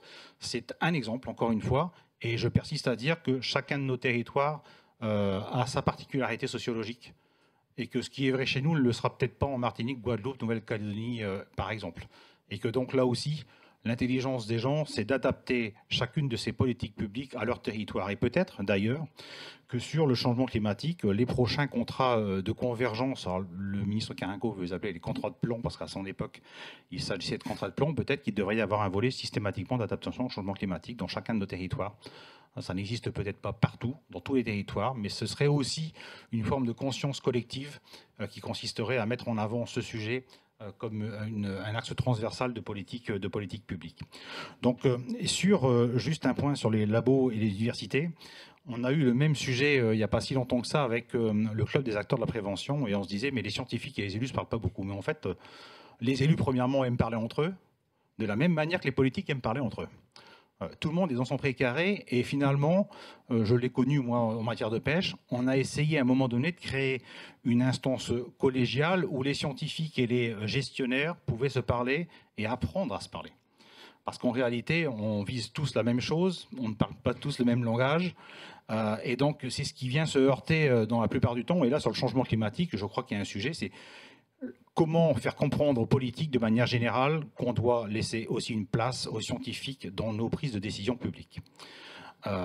Non pas, parce qu'il faut être très clair sur le sujet, on a quand même le sentiment en tant que politique que le scientifique vient nous imposer sa décision. C'est comme ça que c'est vécu, hein. C'est pour ça qu'il y a aussi ces tensions parfois qui naissent. Et moi je crois au contraire que le scientifique est là pour expliquer aux élus les enjeux, les risques, les perspectives. Le politique, après, prend ses responsabilités pleines et entières de faire ou de ne pas faire. Certains territoires le font, d'autres le font un peu moins vite. Ce qui est important, me semble-t-il, sur l'innovation pour s'adapter au changement climatique, c'est le chemin. Je crois que c'est vraiment le chemin. Et ce chemin, je crois que pour chacun de nos territoires ultramarins, il sera différent. Parce que nos problématiques sont différentes, parce que les enjeux auxquels nous sommes confrontés sont différents en fonction des territoires. On l'a vu sur la gestion des déchets avec un paysage quand même ultramarin qui est un peu différent. Et donc c'est vrai pour tous les autres sujets. Donc vraiment adapter, territorialiser, conscience collective et accompagnement des acteurs nationaux qui ont cette expertise au profit des territoires. Et je crois vraiment qu'une fois que les élus, quand ce n'est pas le cas, parce qu'il y a beaucoup d'élus qui sont convaincus, il ne faut pas non plus stigmatiser et généraliser, mais pour ceux des élus qui ne le sont pas encore, le jour où ils le seront, les choses se mettent en place derrière, parce que je crois également que ce sont sur les territoires que les choses se font. Voilà, moi je suis un défenseur des territoires en étant sénateur, mais je crois profondément que ce sont des territoires que viennent les initiatives, et souvent les acteurs anticipent même les lois qui arrivent derrière pour souvent acter ou accompagner des dispositifs. Merci beaucoup. On peut vous applaudir et l'occasion également de remercier l'ensemble des participants connectés, également des intervenants connectés à distance et également dans la salle. Avant de finir, je vais demander à monsieur Hervé Tonnerre, directeur de la Banque des Territoires Outre-mer, à venir ici. Non, mais ne partez pas, c'est pour la photo finale. Voilà, ainsi que madame Incelin, s'il vous plaît. Désolée si je prononce très mal. Juste pour la photo finale, avec notre journaliste et les journalistes présents qui veulent prendre la photo. Voilà. Et bien sûr, remercier les personnes connectées. Merci à vous tous. Merci à ceux qui sont également présents dans la salle. Non, mais je vous en prie, madame. Voilà. Pour la photo finale, merci, vous pouvez les applaudir. L'occasion, pendant que vous les applaudissez, de saluer la présence, ça a été dit, du président d'Outre-mer Network, monsieur, voilà, Daniel Yerso, parce que les entreprises également, les startups travaillent sur les changements climatiques. Le directeur de l'ODEADOM, monsieur Jacques Andrieux, exactement. L'agriculture aussi est très présente et il travaille au changement climatique. Nous avons également la présidente du Casodome dans la salle, qui est ancienne commissaire à la Creux, qui est également présente. Donc quelques personnalités que je vois et que je salue. Merci à vous tous, bravo encore à vous. Merci beaucoup, merci à vous pour l'organisation de ce Hub des Territoires. Et merci encore, vous pouvez encore les applaudir. Merci beaucoup.